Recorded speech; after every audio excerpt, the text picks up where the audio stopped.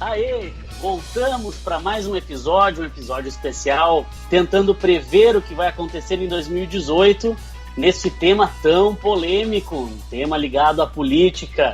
E hoje falaremos aí de algo tão importante no cenário jornalístico, político, das redes sociais, que é a Lava Jato. Então, primeiro apresento aí o Alan, né, professor Alan. Fala, Alan, dá um oi aí pra galera. Oi aí, galera. Exatamente, estamos aqui no nosso 7º episódio, né? Eu não lembrava a contagem, por isso por isso que tu se perdeu um pouco no começo ali? Me perdi, não me lembrava quantos programas eram. Então, esse episódio, né, da barra futurologia, barra política 2018, barra Lava Jato, né? Hoje contamos com a presença especial, né? Mais um candidato, olha aí, pra quem gostou do nosso episódio com convidado, agora temos mais um convidado, o Marcos, né? Que é o cara que ouviu todos os depoimentos e tá aqui de especialista nessa noite especial. Boa noite, Marcos. Boa noite. Boa noite. Isso aí, curto Marcos, para começar, como tem que ser? Sobre a como Lava tem Jato. Que ser? Não tem, né? Inclusive, se fosse alguém que escuta todos os depoimentos também não pode ser uma pessoa muito legal, né? Que nem o Moro. Boa noite, Fernando. E boa noite, Alan. É o comportamento do Moro, né? O Moro é bem lacônico, né? Sempre. Pois é, podemos Marcos, falar para sobre começar então, antes de falarmos da Lava Jato, a Lava Jato, o que ela é? Um palanque político ou um patrimônio nacional? Nenhum dos dois, né? Nenhum dos dois, né? Acho que a gente tem que não defender essas correntes aí, tanto que defendem como uma perseguição política, quanto aquelas que defendem que é a salvação do Brasil, que vai mudar o país, né? Na verdade é uma operação policial que ganhou uma dimensão gigantesca e que acabou descobrindo várias falhas, várias corrupções que a gente já tinha no país e que só foi trazido à tona, assim, mas não tem que colocar ela nem como a salvação eterna, nem como uma crítica total, né? A gente sabe que tem todo um viés político aí, porque afetou quase todos os políticos aí, principalmente do Partido dos Trabalhadores aí, mas também tem o PP, tem o PT do B, tem o PMDB, tem alguma coisinha de PSDB, nada muito relevante, por isso que o pessoal critica bastante, mas eu acho que... Então, Marcos, eu acho que podemos começar explicando o que é Lava Jato, né? Dar um pouquinho na origem, uma questão histórica, porque como esse processo começou, vai fechar 4 anos já, né, das primeiras investigações, da primeira fase, muita gente não lembra mais dos momentos, como ela começou, como ela foi evoluindo. Porque o que a gente discute em redes sociais acaba virando polarizado entre defensores, né, do Lula, vamos dizer assim, e pessoas que seriam, né, entre elas, pessoas defensoras da moralidade, pessoas que seriam incorruptíveis, que acham que o pior problema no Brasil é a corrupção. Então, Marcos, eu acho que vamos tentar puxar um histórico aqui, né, até porque o nome ele é curioso, né? O nome ele já dá tem muito a ver com o começo, né? Eu acho que isso dá pra gente começar a discutir por aí. Eu acho que até é importante, Rafa, antes de trazer a Lava Jato, em si, trazer o histórico bem do início mesmo, né? Como é que começou isso tudo, né? Acho que a gente tem algumas pontas soltas de outros casos aí que deram origem à Lava Jato, como é o caso da operação do Banestado, lá daquelas... Alô? Perdemos o nosso convidado. Tivemos um problema de conexão. Alô? Oi? Agora sim. Eu achei que tu ia citar o Celso, Daniel, e aí tu caiu. Não. Tu parou na palavra Banestado. E aí tu caiu. Então, vamos de novo, vamos lá, vamos nas pontas soltas, vamos. Isso, nas pontas soltas, né, que é a Operação Banestado, que foi uma operação que descobriu um desvio de 500 milhões de dólares, né, que eram operados pelos doleiros, entre eles Alberto Youssef, Carlos Alberto Chata. Tava o Youssef envolvido, viu? Raul Sur, todos esses doleiros estavam nessa primeira operação. Vamos lá, Marcos, explicar o que é um doleiro. Porque se fala muito, desde que disseram que o Youssef foi preso, que foi morto pra Dilma não ganhar, esse cara foi protagonista aí em 2014 de boas ações políticas. O conceito em si do doleiro, né, vamos dizer assim, existe a casa de câmbio. O que ele faz pra gente ter esse apelido aí? A casa de câmbio, vamos dizer assim, tu vai lá e compra moeda estrangeira para usar para um determinado país, mas tu tem que fazer todo um registro no Banco Central e tudo mais. O doleiro, nessa palavra pejorativa, vamos dizer assim, ele é alguém que faz a mesma coisa, só que por baixo dos panos, né? É alguém que transforma o teu real em dólar e o dólar lá fora em real e que faz essa negociata para ti de forma escusa, né? De forma que isso não tem controle da Receita Federal, por exemplo. Não, é muito. Na verdade, assim, tem, mas é difícil de pegar. Não é uma coisa tão simples de pegar. A gente vê as pessoas reclamando da Receita, onde é que estava a Receita, que não pegou, né? Mas não é uma operação assim, é uma operação sofisticada, não é uma operação simples de pegar, né? Sim. Então a gente tem que abonar isso. Acho que até porque os caras estão pelo esquema, né? Eles vão achar um jeito de burlar. Sim. Essa é a intenção, sim, né? Isso é uma coisa que quando a gente escuta, né? E quando eu digo a gente, leigos de fora que não tendem a acompanhar tanto, mas como é que vão julgar o cara e cadê a prova? Pessoal, nenhum esquema de corrupção dá nota fiscal, tá? Uma coisa óbvia, né? Mas não tem prova, cadê a prova? Vários casos vão empacar justamente nisso, né? Cadê a prova física, né? Que vai, né, pode acabar, inclusive, com um processo, né?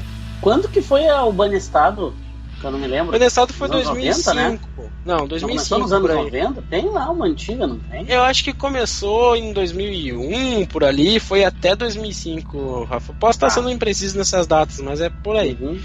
E acho que também é importante a gente citar duas situações, que é o mensalão de Minas Gerais, lá, o primeiro, né, o mensalinho, né, o chamado mensalão do PSDB, e depois a ação penal 470, que é o mensalão do PT também, né, chamado de mensalão do PT, que, assim, foram duas situações que mostraram, né, assim, como a corrupção ela pode ser institucionalizada, ela pode transformar, assim, de algo sorrateiro, né, que eu vou ali, pego um troco a mais de alguma coisa, ou eu posso transformar isso em algo institucionalizado, né, algo que tem início, meio, fim, tem responsáveis, tem trabalhadores da corrupção. Né? Extremamente organizado. Exatamente. Extremamente organizado. Acho que quando a gente falar das empreiteiras ali, a gente vai ver a organização, né? Um pouco melhor. E é importante dizer que o Moro, ele atuou nesses dois casos, né? O juiz Sérgio Moro atuou nesses dois casos, tanto no Banestado quanto na ação penal 470, lá no mensalão. Ele era assessor da Rosa Weber, né? E também, assim, o que aconteceu em si, né? A delegacia da Receita da Polícia Federal do Paraná, de crimes financeiros, estava bem desarticulada, vamos dizer assim, porque o superintendente anterior ao que assumiu, o Rosalvo Fraga, ele era um cara que focava mais em tráfico de drogas e tudo mais. E aí, quando assumiu esse Rosalvo Fraga, ele quis, vamos dizer assim, tirar da gaveta os casos de crimes financeiros, né, colocar o Paraná assim como uma referência nisso, e aí ele chamou, né, as referências que ele tinha lá, a delegada Érica Marena, o delegado Márcio, que agora não me lembro sobre o nome dele, e o delegado Igor Romário de Paula, que é o chefe da operação em si, né, e ele já tinha o juiz Sérgio Moro, que era da vara federal, e ele sabia que era um cara especializado nesse tipo de crime, né, crime financeiro. Então, assim, começaram a tentar trazer esses crimes financeiros para Curitiba, para que Curitiba começar a se investigar isso. Então, essa é a grande questão, né? Essa é a grande questão do porquê Curitiba, não Brasília, por exemplo. Por que essa investigação não está acontecendo, né, na capital, e sim Curitiba, que nem sede por exemplo, da segunda instância, né, que é o caso que a gente está vendo agora, né, do Lula, né, no caso, que vai ser julgado em Porto Alegre, a segunda instância. Né, isso também é só em Porto Alegre, né, em decorrência de terem todo o movimento inicial ter sido em Curitiba. Né, o motivo de trazer por Curitiba é porque teria agentes públicos especializados nesse tipo de investigação. Seria isso? Na verdade, até que não, Rafa. Assim, a intenção do cara foi começar investigações em Curitiba, né? Reativar a Delegacia de Crimes Financeiros do Paraná. Foi essa a intenção do cara, e ele quis trazer esses, vamos dizer assim, esses policiais que ele tinha confiança. Assim, tem teorias da conspiração que dizem que isso foi planejado pela CIA, que a CIA já tinha investigações prévias. Mas aí dá uma canseira só de ouvir falar, sabe? Aí cansa. Mas que é os melhores, são os comentários do Facebook. Exatamente. Essa parte aí. Mas isso até assim não é comentário de Facebook, tá? Isso essa questão da CIA aí é defendida até por advogados das partes aí. Mas faz todo sentido, né? Se o meu tá na reta, eu vou dizer que foi até de outro planeta que estão fazendo o advogado. Mas enfim, a história começa né? Então voltando, né? Essa delegacia de crimes financeiros está investigando doleiros. E como que vamos chegar lá na Petrobras?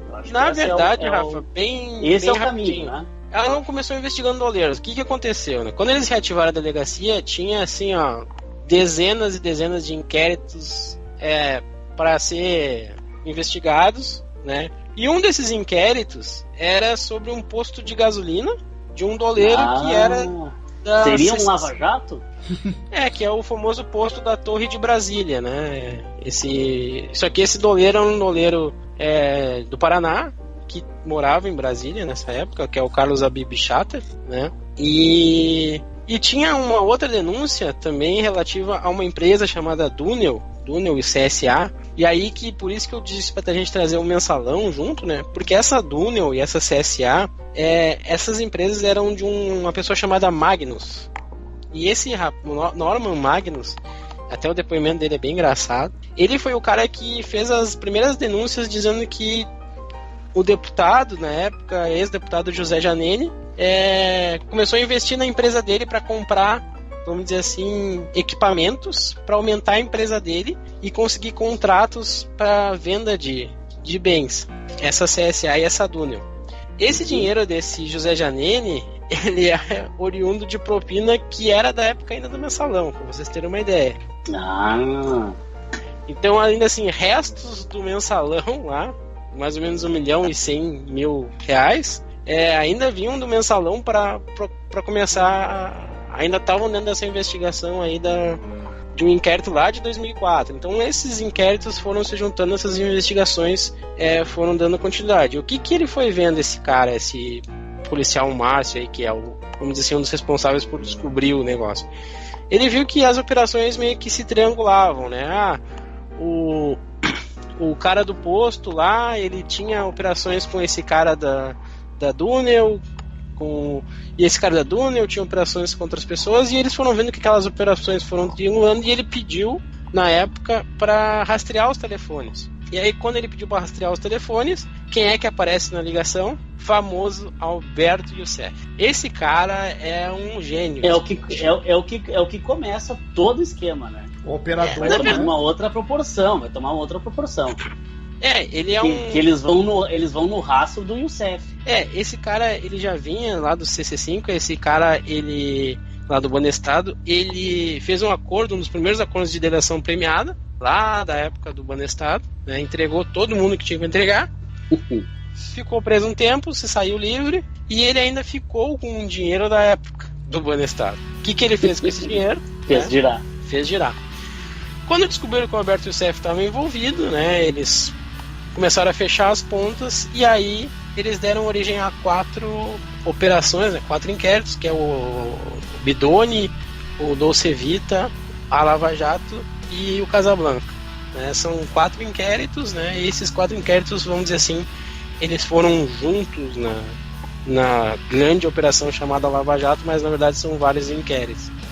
É importante que são 4 inquéritos para 4 pessoas, né? O Alberto Youssef, que é o elo, vamos dizer, político, o Carlos Abib Chater, que é o cara do dono do posto da torre, o Raul Sur, que é um outro doleiro, também bem conhecido no meio, e a famosa Nelma Penasso Kodama, que é a amante de todo mundo, e essa mulher merecia assim, um podcast só dela, porque é uma mulher espetacular, assim, espetacular. A cena da prisão dela na Polícia Federal, assim, é algo surreal, assim.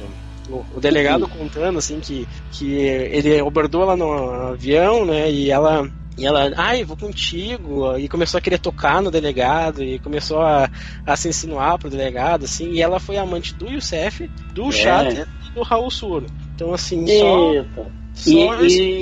E é esquisito. E essa mulher, ela tem ligação com a 24 de março, né? A famosa 25 de março, 24 de março, nunca sei. A famosa rua de São Paulo com a máfia chinesa, né? Então, pra te ter uma ideia do nível... Como o negócio é longe, né? Como o negócio vai longe, né? Então, assim, começou nessa história... Não seria... Agora tu deu um ponto, antes da gente chegar na Petrobras. Uma ponte aí. Então, não seria melhor parar a Lava Jato antes que a gente chegue em qualquer empresa do Brasil?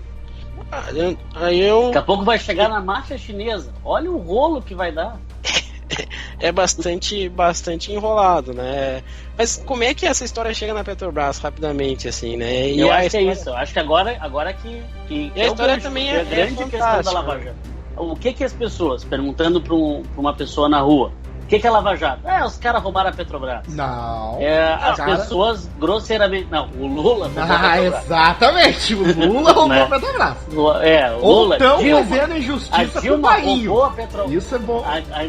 A Dilma roubou toda a Petrobras. Ou o pessoal vai dizer. Estão fazendo injustiça porque querem prender, lançando calúnias com o Lula, que o ladrão que roubou meu coração. É isso que eu penso. Tem duas... Para vocês verem como a história real, vamos dizer assim, assim, pelo menos a oficial jurídica, né, de que está nos depoimentos e tudo mais, ela mostra uma coisa bem diferente, assim, ela mostra que as coisas vão se ligando, assim, e elas têm uma lógica bem acessível. E como é que chega a Petrobras, né? O nosso querido Paulo Roberto Costa, né?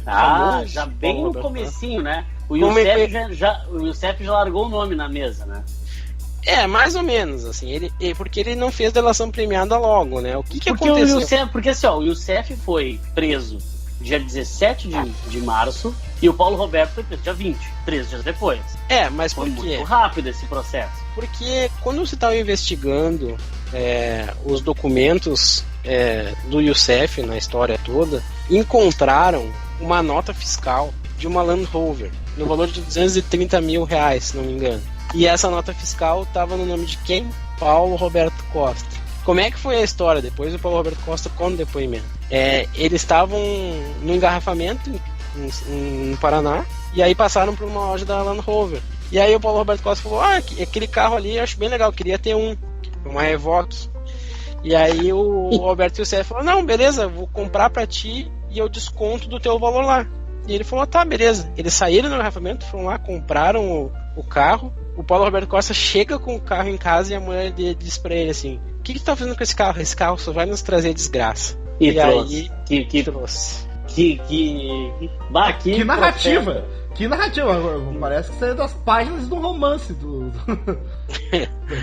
Mas aí, Marcos, eu acho que todo o esquema, querendo ou não, é um esquema fácil de tu buscar, porque citar o nome em nota fiscal, o cara é um diretor da Petrobras, né? Então tu pensa assim, realmente os caras tinham a sensação de que não ia dar nada. Tinha a sensação de que não ia dar nada, o que se desse ia dar bem pouquinho, né? Porque, na verdade, é um esquema intrincado, né? Intrincado, nunca sei a palavra certa, acho que é intrincado. E aí o que acontece? Chega com o Paulo Roberto Costa fica com medo, né? No primeiro momento ele é preso, e aí ele não admite nada, ele sai da prisão porque o Edson Fachin, na época, o Teorivo Zavascki, ele suspende todos os inquéritos da Lava Jato, um canetaço, dizendo que o Paulo Roberto Costa... Bem no comecinho, né? O herói teoriza fácil. Exatamente. Só que o juiz Moro, na verdade, num ato assim meio inconsequente, né? Ele diz que dentro daqueles inquéritos tem um inquérito de um traficante de drogas, que é o caso do René Pereira, que tá ligado lá ao Carlos Abib Chatter e ao outro doleiro Ceará, que era um ajudante de ordens. Tem um caso de um tráfico de drogas e ele pergunta pro Teori Zavascki se é para liberar todo mundo, inclusive o traficante. E aí o Teori diz, não, libera só o Paulinho, deixa o resto tudo preso.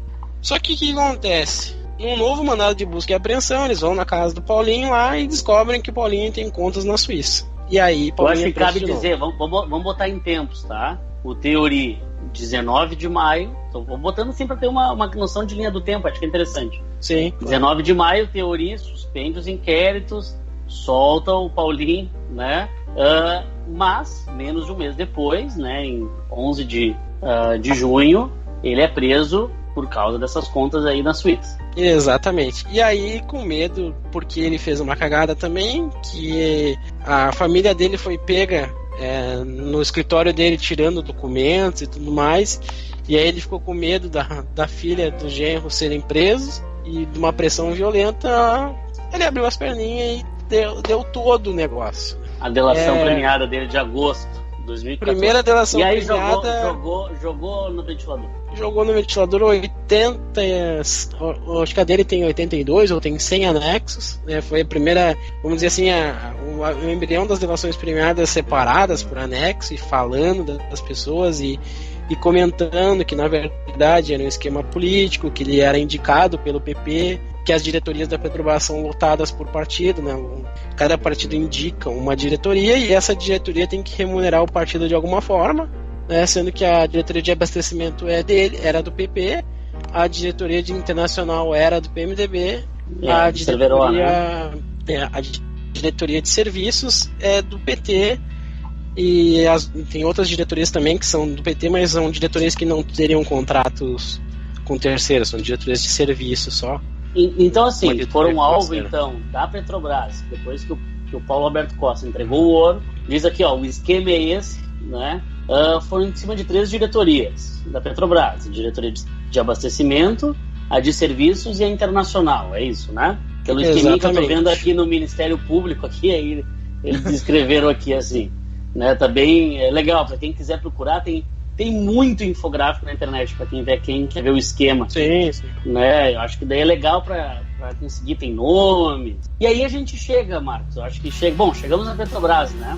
Chegamos na Petrobras. Claro, nós falamos muito dos partidos, falamos muito dos políticos, mas a gente, eu acho que tem uma prateleira de baixo, no fundo, que se fala pouco, se cita em notas de rodapé, assim, nos noticiários, que são o papel das empreiteiras. Eu acho que cabe isso dizer. Que é todo, né? Porque é toda uma organização que eles...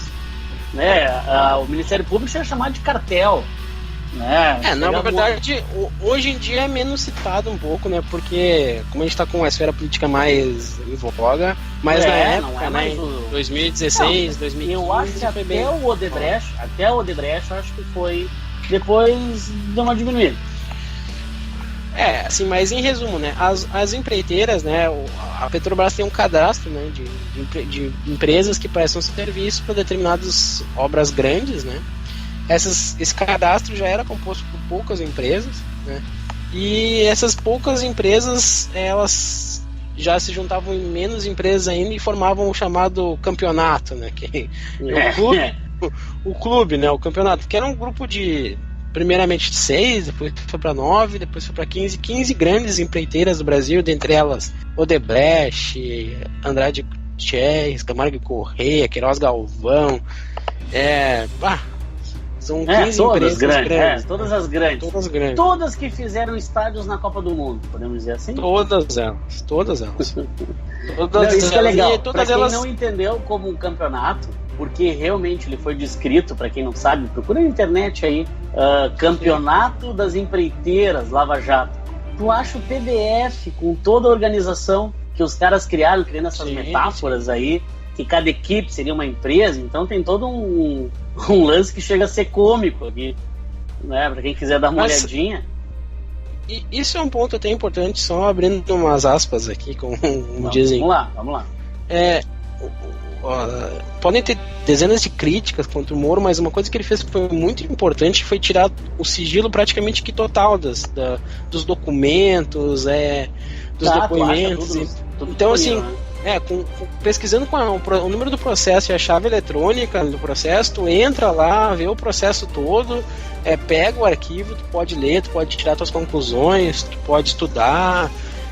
Não é uma coisa assim que eu ouvi na Globo e a Globo falou isso, ou eu ouvi no sei lá, no Sul 21 ou na Mídia Ninja e falaram isso. Não, é uma coisa que tu pode ir lá pegar o processo. E o pessoal do MBL falando.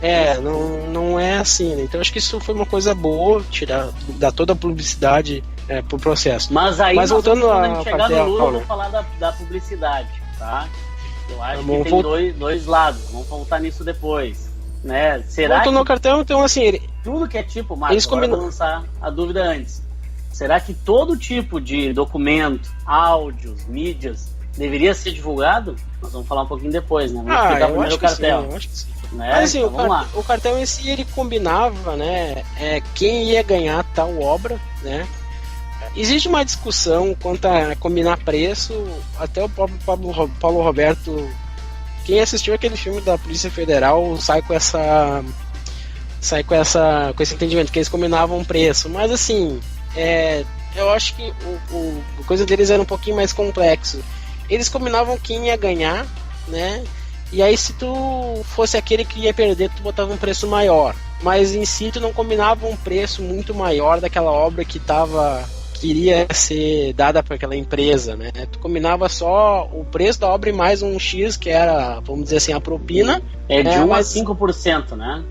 Mas quando diz assim, por via de regra. Mas é 1% de 1 bilhão. Também é assim, né? Não é um montante pequeno. Não é um montante pequeno, mas quando dizem assim, as empresas roubaram o Brasil e tudo mais, a gente fica, depois que vê tudo assim, fica até com uma certa, não dúvida que roubaram também, mas fica com uma certa dúvida do papel da empresa naquilo ali, né? Porque a empresa ela era meio refém também da situação, né? Porque é aquela coisa, não pagou, amigo, né?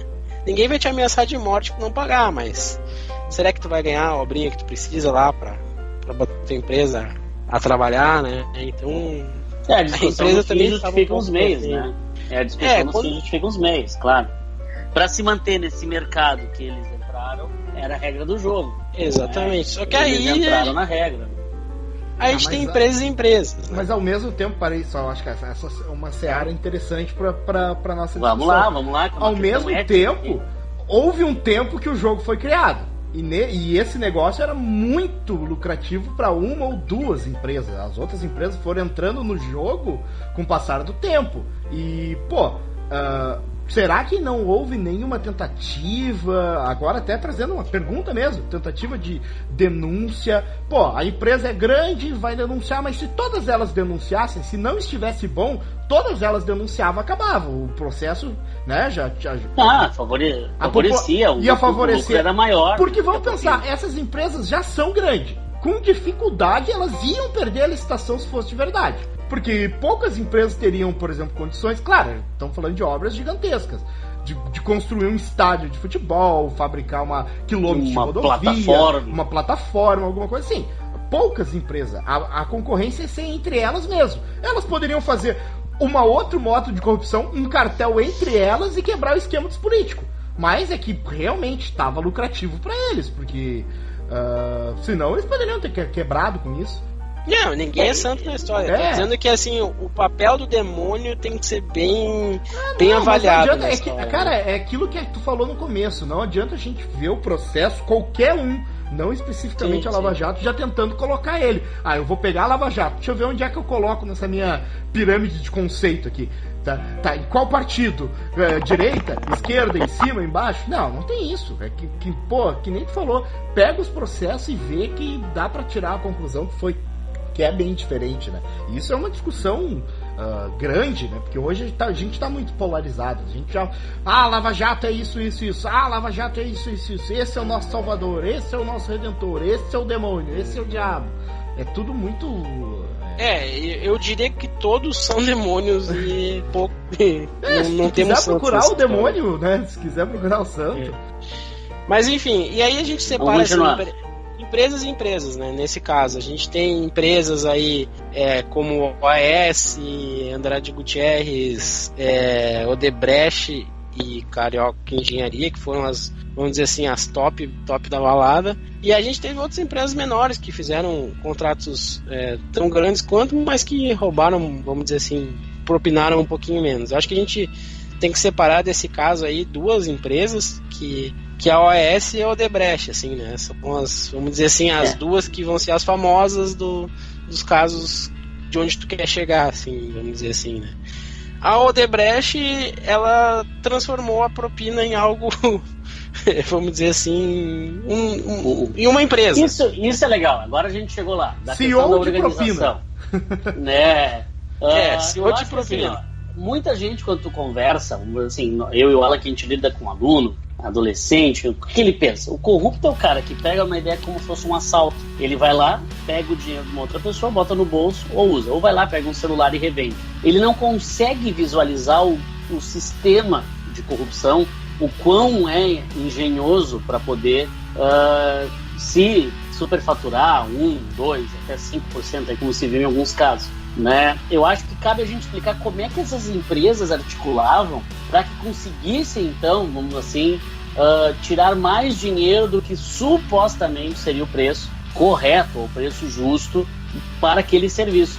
Porque parece que é como se tivesse um cartão, ou assim, como muitos pensam, um cartão de crédito, assim.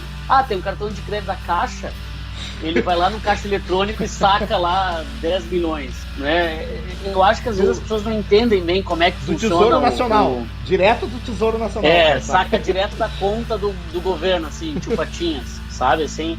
Porque parece que as pessoas, elas não têm essa concepção de quão engenhoso é, né? Não é um dinheiro, assim, físico, que está num lugar onde tu enxerga e tu passa a mão grande, né? Não é pegar uma bolsa e sair correndo, né?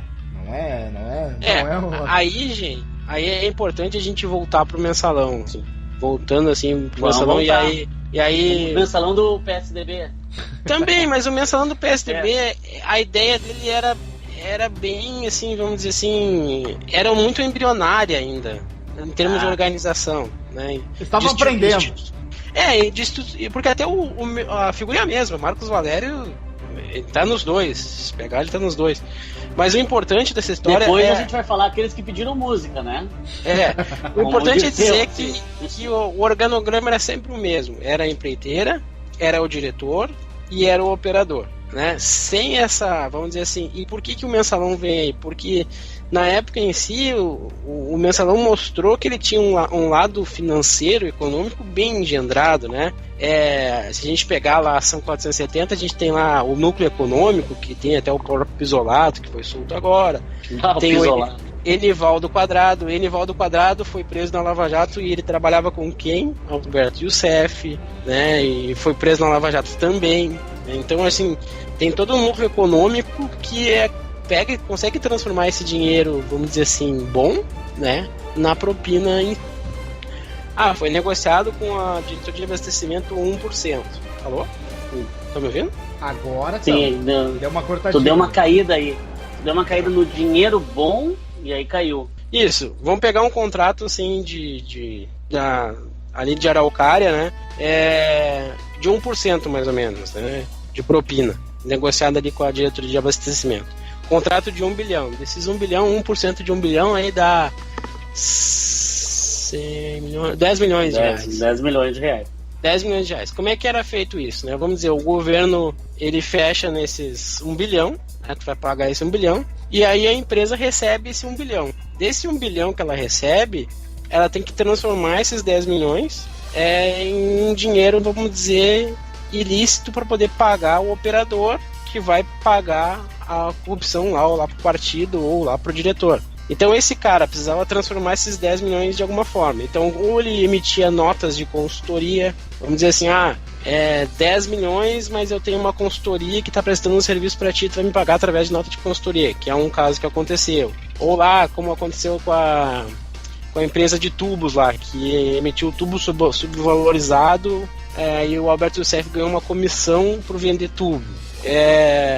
Teve casos onde tu lançava em outros centros de custo os valores. E esse operador transformava esse dinheiro bom na empresa, e aí ou ele mandava esse dinheiro para o exterior para fazer dinheiro lá fora, para depositar em conta lá fora, ou ele mandava para doleiros aqui no Brasil, que transformava esse dinheiro de notas em papel, e esse papel era entregue aí para os diretores e tudo mais. Então é bem complexa a operação, assim, para se entender, principalmente a operação do exterior, de dólar a cabo, ela é bem complexa, então precisava de gente com bastante noção do que se estava fazendo, mas em si a operação é essa. Então a gente tem aí algo bem, bem complexo de se explicar, principalmente num programa de podcast, né? Sim. Mas isso só... mas a gente conseguiu explicar, mostrar que não era algo tão simples assim, né? Era um sistema então tentar ser bem sintético. das empreiteiras, né, que colocavam esse 1%.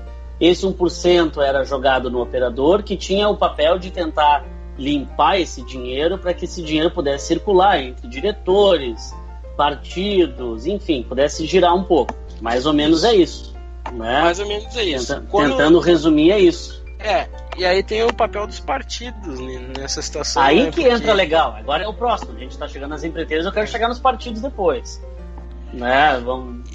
Não sei se quer falar mais alguma coisa das empreiteiras aí. Vamos fechar a questão principalmente da OAS, da Odebrecht. Eu acho que, começando pela Odebrecht, a Odebrecht, ela, além da questão da Petrobras, por ter várias obras, né, ela tem outras ligações com o governo, e ela acabou por institucionalizar a propina através de um departamento, né, o famoso Departamento de Operações Estruturadas, que foi descoberto aí porque... Essa é boa, né? Até a descoberta dele é muito boa, né? Porque, na verdade, o que aconteceu? Quando teve a operação no juízo final, né, que prendeu acho que foi a 7ª fase da Lava Jato.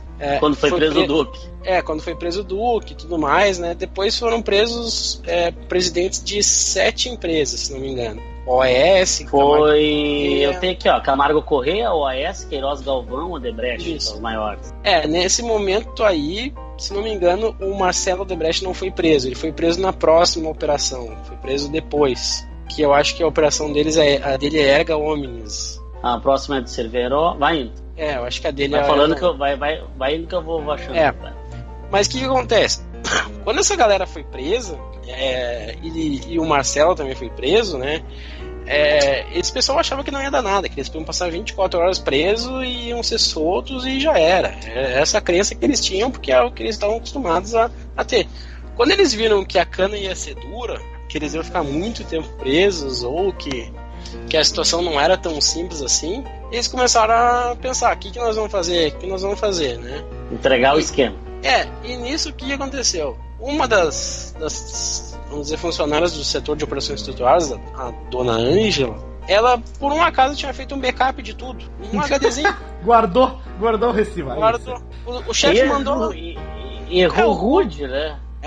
O chefe mandou lá pagar tudo, mas ela, com medo que o chefe voltasse atrás, ela guardou. E aí, quando teve a busca e apreensão na casa dela, acharam, e ela, como não era uma pessoa de má índole até em si, né? A gente sabe que algumas pessoas entram nesse negócio porque tem que sustentar a família e tudo mais. Ela já foi entregando, né?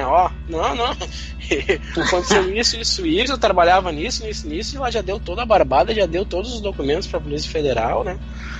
E aí a Polícia Federal viu que o negócio era grande, tinha uma lista lá com mais de 300 nomes de apelidos, que a famosa lista dos... a lista dos apelidos, né? A lista dos apelidos. E aí... Até hoje, assim, a gente, depois que foi confirmado e foi aberto os inquéritos no STF também, desses apelidos, né, a gente ficou no folclore, né, e muitos lá, assim, né, o vampiro, que dizem que é o Michel Temer, ou o Tremito, o Azeitona, o Gripado, Avião, que é a Manuela Dávila, né. Olha, então, assim, tem um pouquinho. Essa lista tá uma galera, né? Essa lista tá distribuída para todos os partidos. Né? Isso que é interessante. Até se a gente for um pouquinho atrás e lembrar, assim, lá para 1990, 89, teve os anões do orçamento. Não sei se vocês se lembram disso. Sim, os anões do orçamento. Né? E nessa época também a Odebrecht foi, assim, vamos dizer assim, acharam uma lista lá da Odebrecht que ela deu coisas para políticos, só que na época, assim, misturaram na lista gente que ganhou uma agenda e gente que ganhou milhões. Então a lista ficou meio desacreditada. E era o medo que a operação tinha dessa lista também ficar desacreditada. E que no final das contas acho que aconteceu um pouco. Essa lista de 300 nomes ela foi bem folclórica e ela ficou um pouco desacreditada. Tem alguns nomes que entregam aqui, né? Por exemplo, o Viagra, o Jarbas Vasconcelos, né? Dá meio pra saber. O Todo Feio e Cunhado, que é muito bom. O italiano. Tá de novo. Suíça, Soneca. O famoso Soneca. Então, assim, a Odebrecht fez isso e aí depois, quando cataram esse departamento de operações estruturadas, viram que não, aqui tá vamos dizer assim, tá a grande base de documentos que a gente tem para processar essa galera aí, para ir atrás. E aí o Marcelo Odebrecht não teve o que fazer senão abrir as perninhas e dizer, vou entregar todo mundo que eu tenho aqui, e a Odebrecht também vai entregar, e no fim ela fez o maior acordo de delação, são 77. Acho que cabe o conceito, né, do delação e leniência. Eu acho que cabe o conceito. A leniência que faz a empresa, né? É isso, acho que aí que cabe a diferença. Se eu prendo o Marcos, ele vai fazer uma delação, né? Mas se eu prendo a empresa do Marcos, né? Não foi exemplo que tu não tem empresa, né? Mas aí então. Em linhas gerais. Não deu. É que agora eu ia falar de outra pessoa aqui aqui. Aí é um contrato de leniência. Aí a empresa, para tentar diminuir, né? Só para questão de conceitos, assim. Porque se lê em noticiário, né? Aí diz lá, o Odebrecht fecha o contrato de leniência, né? Para saber conceituar a diferença. Talvez aí para muita gente seja agora o momento que vai entender isso. E o interessante da Odebrecht é que ela oferece propina para tudo quanto é tipo de político e de tudo é jeito, através ou de doação de campanha regular, porque isso é uma coisa importante também. Que agora não vai poder mais, né? Ou através de caixa 2, né? Na época em si. E aí vem uma discussão que para mim eu acho absurda, que é a discussão de se caixa 2 é crime ou não. Pelo amor de santo filhinho. Não, assim, aí é a primeira vez que eu vou emitir uma opinião. Não tem como dizer que não é crime, né, gente? Estou recebendo um dinheiro que não está declarado em lugar nenhum, então não estou tributando esse dinheiro, não fiz nada. Como é que eu vou dizer que isso não é um crime, né? Mas, pois é. Tudo bem, né? Acho que são conceitos aí que ficam meio fora. Mas aí entra tudo nesse bolo. Doação regular, com caixa 2, e aí a propina fica muito mais difícil de ser pega, porque uma doação regular travestida de propina é impossível de pegar. Não tem. Aí, será que daí a gente não chegou num ponto, por exemplo, que aí abre essa margem para especulações nas redes mas está dizendo que vamos dar um exemplo, né, que fica mais fácil. Estão dizendo que o Lula recebeu lá propina mas o Bolsonaro também recebeu 200 mil lá da Odebrecht ou AES, não lembro qual das duas, na campanha, porque era um dinheiro da propina, não sei o que era da época do PP e por aí vai. Como é difícil de rastrear, será que não deixa essa margem a ponto de abrir para uma especulação, e agora é muito mais opinião do que propriamente verdade jurídica, vamos dizer assim, né? Porque, né, verdade em si nunca vai saber, mas a verdade jurídica, vamos dizer assim. Com certeza, e acho que fica muito, muito impossível. Mas, assim, trazendo só de volta a questão da Odebrecht, assim, uma empresa que tem 77, vamos dizer assim, executivos fazendo um acordo de delação, porque eles iam ser presos todos. E tem uma operação tão estruturada como eles tiveram, que até um banco eles tinham, né? Que chegou ao ponto de ter um banco para te fazer uma operação. É muito organizado. É muito organizado. E aí tu vê que foram 3 bilhões de reais no período que eles tiveram fazendo esse processo. A gente vê que é todo o sistema contaminado, né? Tem para todos os lados, tem para todos os gostos. É isso que eu penso também, né? Se 13 bilhões, né, foi o dinheiro que a Odebrecht pagou de propina, imagina quanto não foi o real lucro de todos esses negócios que ela vem desenvolvendo aí. E isso a gente está falando só nessas investigações ligadas aí à Petrobras, né? Ou no geral também, Marcos? No geral, isso é a fachada geral dela. Envolvendo também outros envolvendo outras coisas, né? Tudo. Prefeitura. Não só da Petrobras. Não, esse é o bolo todo da Odebrecht. A OAS, por sua vez, também tinha um esquema bem, vamos dizer assim, organizado, só que era muito focado nos seus diretores, né? Léo Pinheiro e essa galerinha aí toda aí, que a gente começa a entrar pro Lula, assim. Mas antes da gente chegar no Lula, acho que a gente tem que dizer assim que dos 3 partidos, assim, o PP é o que mais nomes teve no caso, né, de deputados e senadores envolvidos, né? O PMDB também teve bastante nomes, e o PT em si o envolvimento daqueles que já tinham vindo do mensalão, ou até os próprios do PP também, mas que continuaram a trabalhar nesse esquema aí de forma mais elaborada. Aí a gente pode citar o José Dirceu, que operou e recebeu propina comprovada aí durante o processo do mensalão, o cara tava recebendo dinheiro. Esse pediu música, né? Tá em todo. Tá. Né? Então assim, começa a ficar complicado, e aí uma ponta vai agregando na outra ponta, e aí tu vê, quando tu já vê, tu saiu de um inquéritozinho num posto de gasolina, e quando tu vê, tu tá batendo na porta do presidente da república para fazer uma coercitiva. Então a coisa é maior do que é. A condução do Lula foi quando? Vamos ver aqui. Porque entre, Marcos, o que tu citou do Odebrecht, né? Do Odebrecht ser citado a primeira vez até a prisão do Marcelo Odebrecht, se passam 6 meses. Isso. Né? Então, não é um tempo curto, vamos dizer assim. Teve 7 operações, 7 fases, né? 7 desdobramentos aí, né, da investigação. Então é um processo longo. Quando é que foi a condução coercitiva do Lula, que deu toda aquela, né, eu acho que foi todo 2015. bafafá, né? Acho que foi 2015, né? Deixa eu pegar a data aqui. A Operação Aletheia, se não me engano, eu acho que é a 23ª. 24ª, já achei, tá?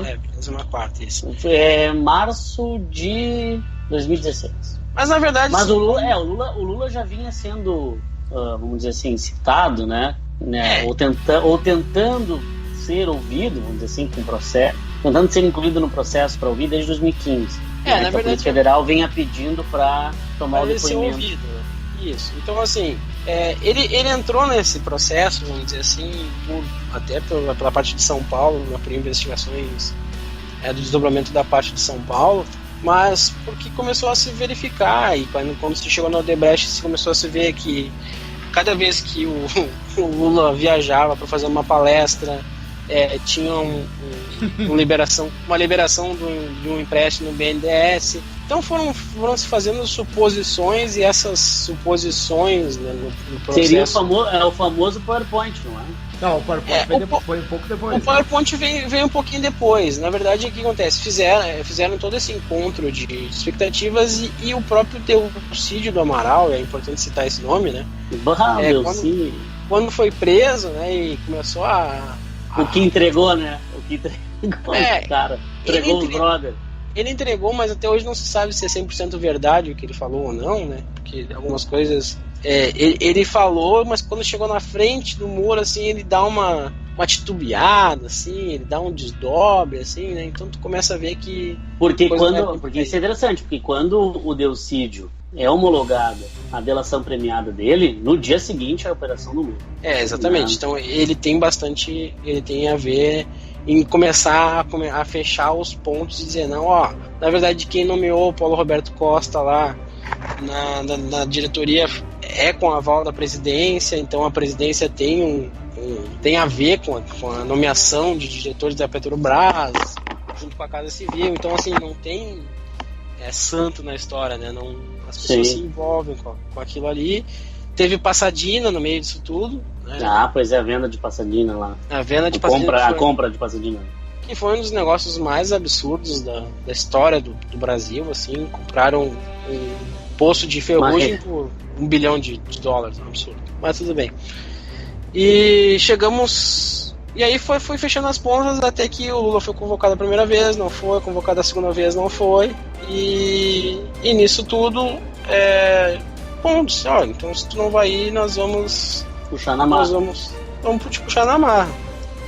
E aí, mas fazem uma operação bem discreta, assim, de certa forma, porque já se tinha a noção de que ele seria, vamos dizer assim, chamado a depor, né, por condição executiva. Ele faz um bolo dizendo que ia ser preso e tal. Até vamos dizer assim, quem olha o filme lá da Polícia Federal, eu recomendo para assistir, assim, olhar com bons olhos, assim, o filme, que tem alguns fatos ali que são bem fiéis, assim, aos relatos dos policiais, assim. É interessante, assim, porque ele xinga todo mundo, assim, porque ele imagina, bater na tua casa às 6 da manhã, querendo te levar, ele acha que tá preso, então é um negócio meio louco, assim.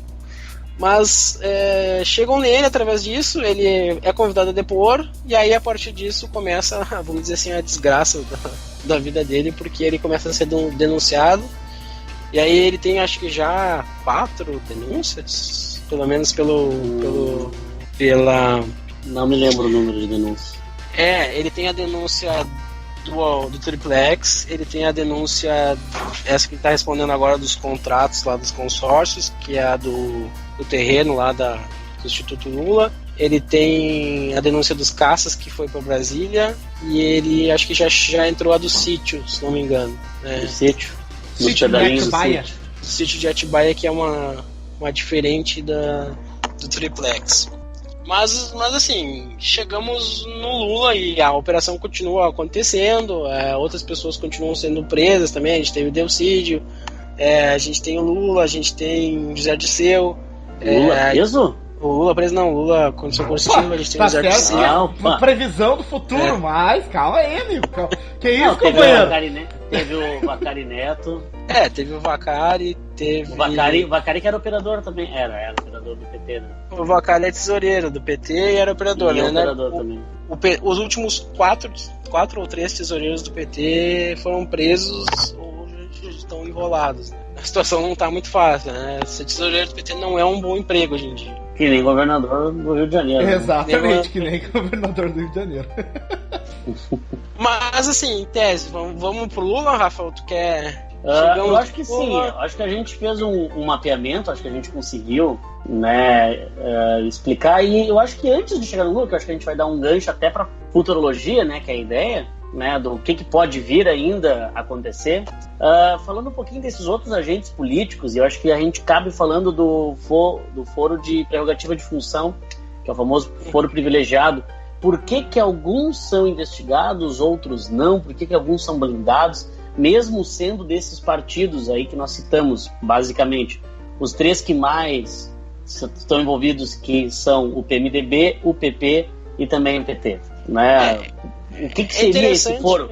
Eu acho que cabe uma discussão aqui, até pra gente não ficar só nesse relato histórico, mas a gente abrir um debate, né, de até que ponto esse foro acaba atrapalhando essa investigação, né? Eu acho que cabe a gente falar sobre isso. Atrapalha muito, porque se a gente pegar os depoimentos iniciais lá de Paulo Roberto, Alberto, Fernando Baiano, que era operador do PMDB, o próprio Pedro Barusco, que era um dos operadores do PT, eles dão vários nomes de senadores e deputados que, quando foram para o STF, depois que o Janot abriu 120 inquéritos, se não me engano, esses inquéritos foram todos para o STF e uma grande parte deles já foi arquivado ou continua sendo investigado, entre aspas, e não dá andamento, porque o STF não é um tribunal de julgamento penal, né?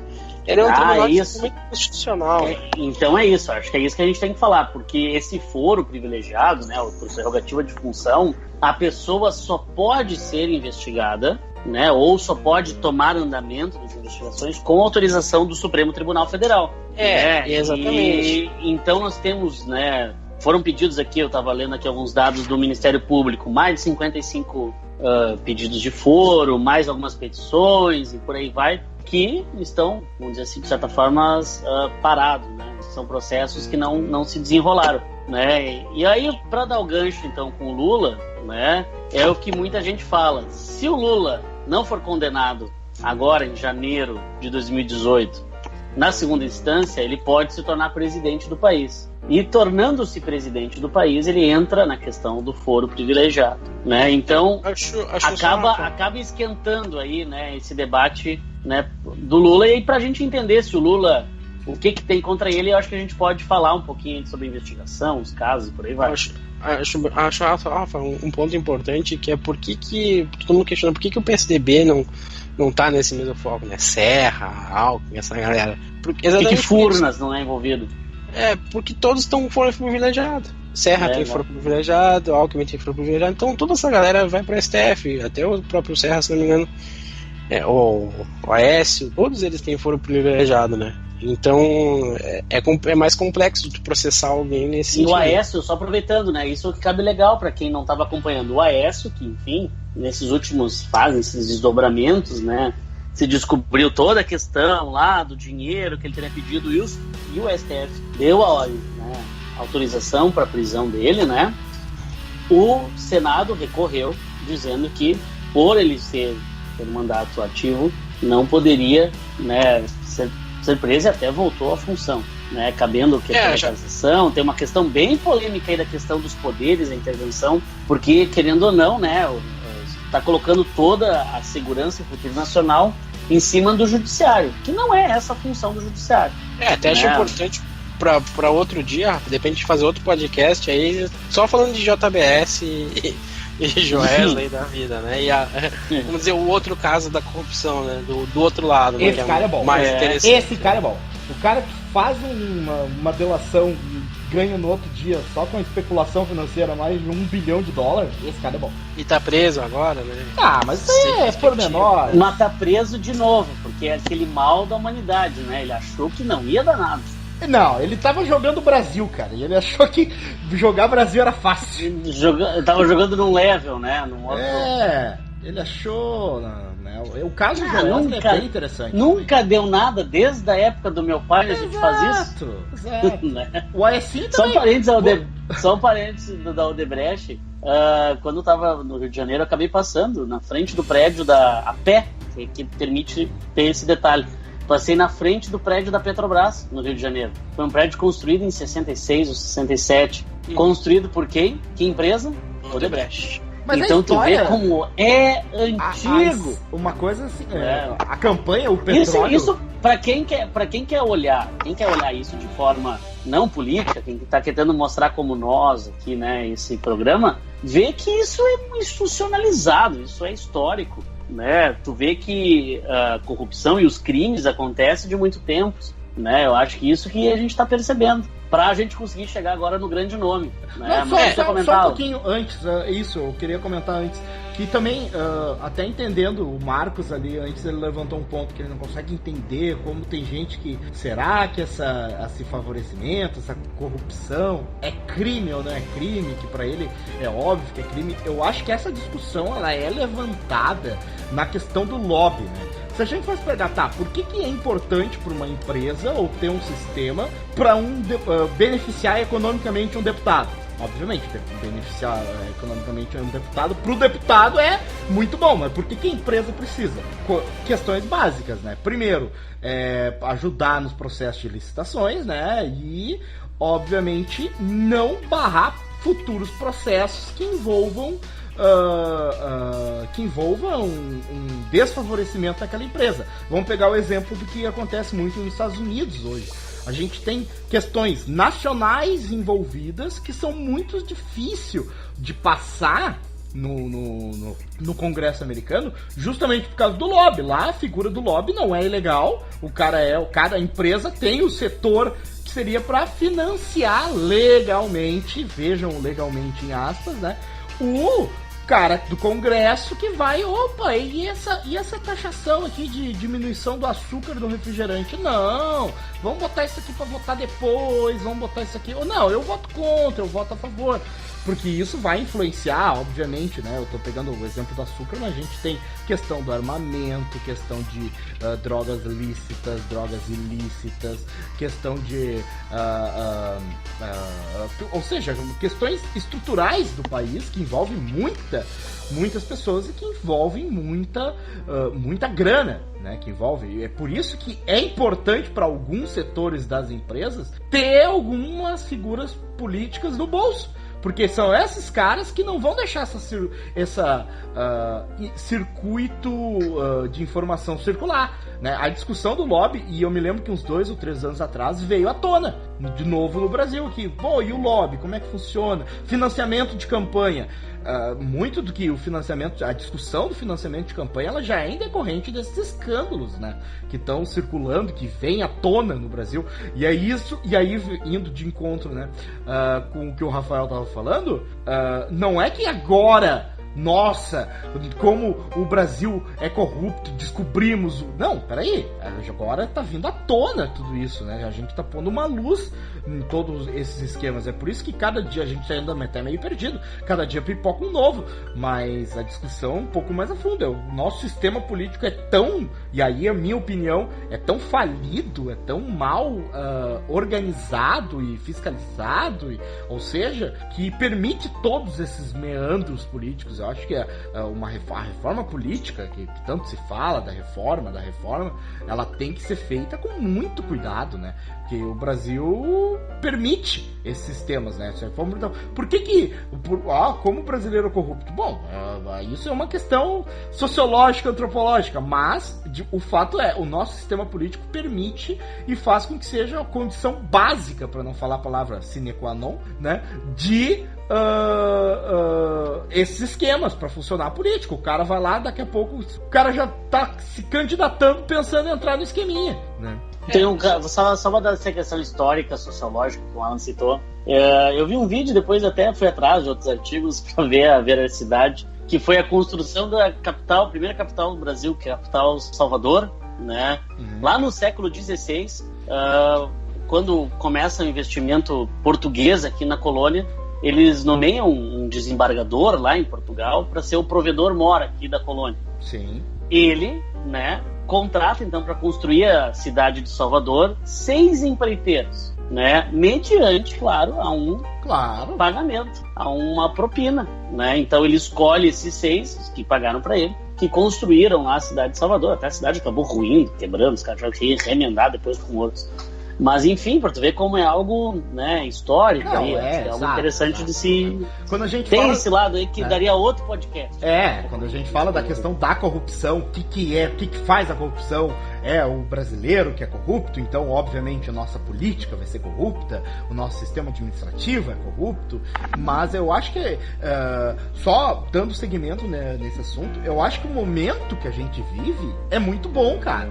Porque assim, críticas, existem, as pessoas, virou futebol, né? Política, discutir política hoje virou futebol. A maioria. Como o Marcos discutindo o Luan.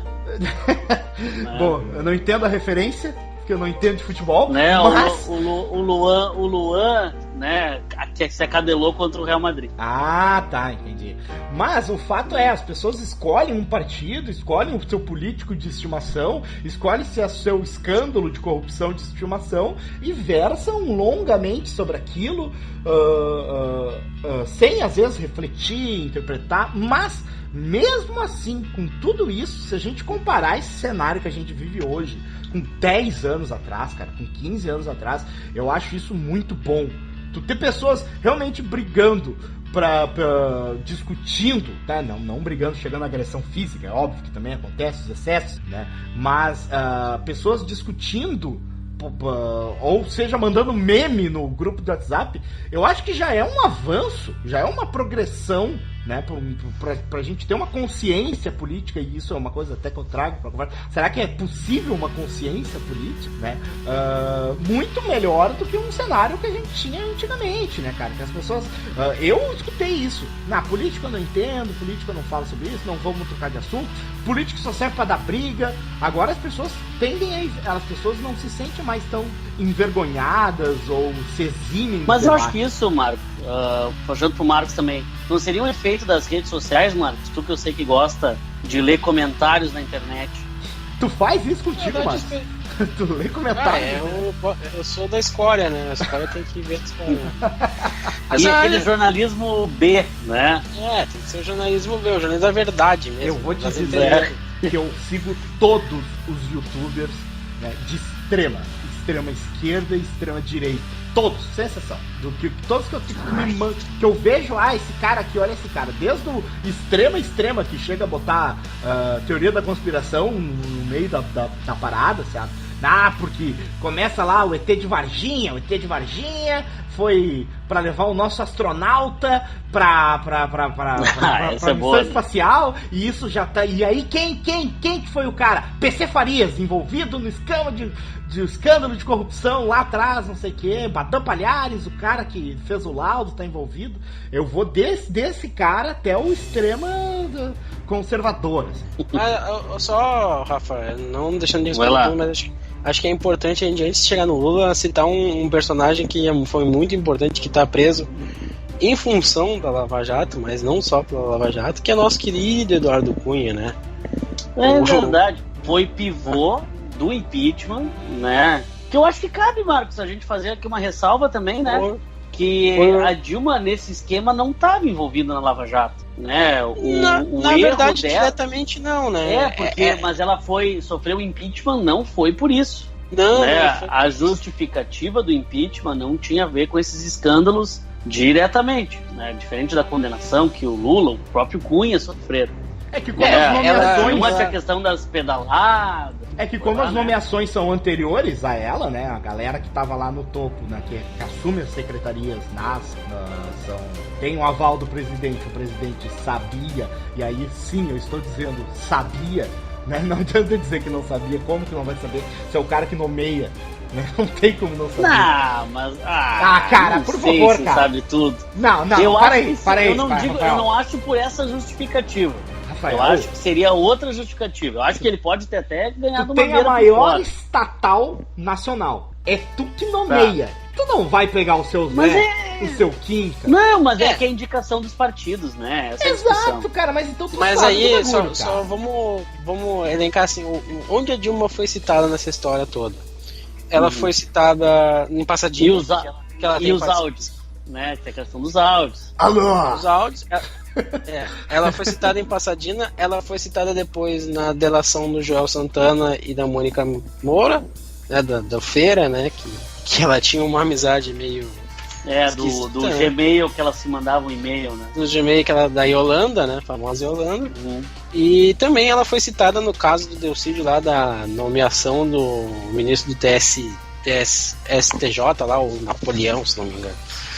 Que também seria para, vamos dizer assim, quando os processos caíssem da Lava Jato lá na STJ, né, ele desse uma ajudada. Mas não foi por isso que ela foi impeachmentada, né? Ela foi impeachmentada de vingancinha do Cunha, né, que estava no comitê de ética lá da Câmara, sendo julgado por ter mentido, né, que disse que ele não tinha uma conta no exterior, que disse que era um trust, mas ele tinha uma conta no exterior, né? A senha dele, qual é que era? Era a data de nascimento da mãe, não era? Era um negócio bizarro. A senha dessa conta da Suíça era a data de nascimento de alguém ligado a ele. Eu não sei, sobre o Eduardo Cunha, ele pode ter roubado, acusado ali de ter pelo menos ali muita grana, roubado, mas ele mostra que ele não tem caráter, tá? Quando ele barra a candidatura a presidente da República do Silvio Santos. Isso, pra quem não sabe, em 89, né, nós poderíamos ter o Silvio Santos como senhor Abravanel, como presidente da República, mas em 89 quem barra, né, quem descobre a irregularidade no registro do candidato número 26 Correia, quem não entendeu a referência, procure nos anais da internet, no YouTube, por favor, a campanha para presidente da República do Silvio Santos, e aí tinha realmente uma falha no registro, e o Cunha vai lá e, né, dá o seu faz com que o Silvio Santos tenha que desistir da candidatura, né? E olha só, poderíamos ter tido o Silvio Santos como presidente. Já pensou a história do Brasil com o Silvio Santos como presidente? Afinal, 89 é uma pauta interessante. Daqui a pouco a gente vai chegar nisso aí, né? Mas prevejo. Daria um podcast sobre 2018 igual 89. Então uma galera, né? Cara. Lucianinho Huck. E aí, vamos chegar no lá, Lula. Já rolamos 1h30, vamos chegar no Lula, né? Vamos lá, Marcos, Operação Aletheia. A famosa operação que levou o Lula e pessoas ligadas a ele em busca da verdade, que é isso que significa Aletheia. Aí vamos lá, né? Lula foi chamado a depoimento na coleção coercitiva. A suspeita que caía sobre ele é que ele tinha trocado, vamos dizer assim, propina de contratos da Petrobras na Renest, algumas obras que foram feitas pela Petrobras, trocado por algumas benesses, vamos dizer assim. Que benesses? Vamos lá. Dentre elas o triplex do Guarujá. Chegamos o triplex do Guarujá. O sítio de Atibaia. Um terreno que aí foram separados em duas ações, né?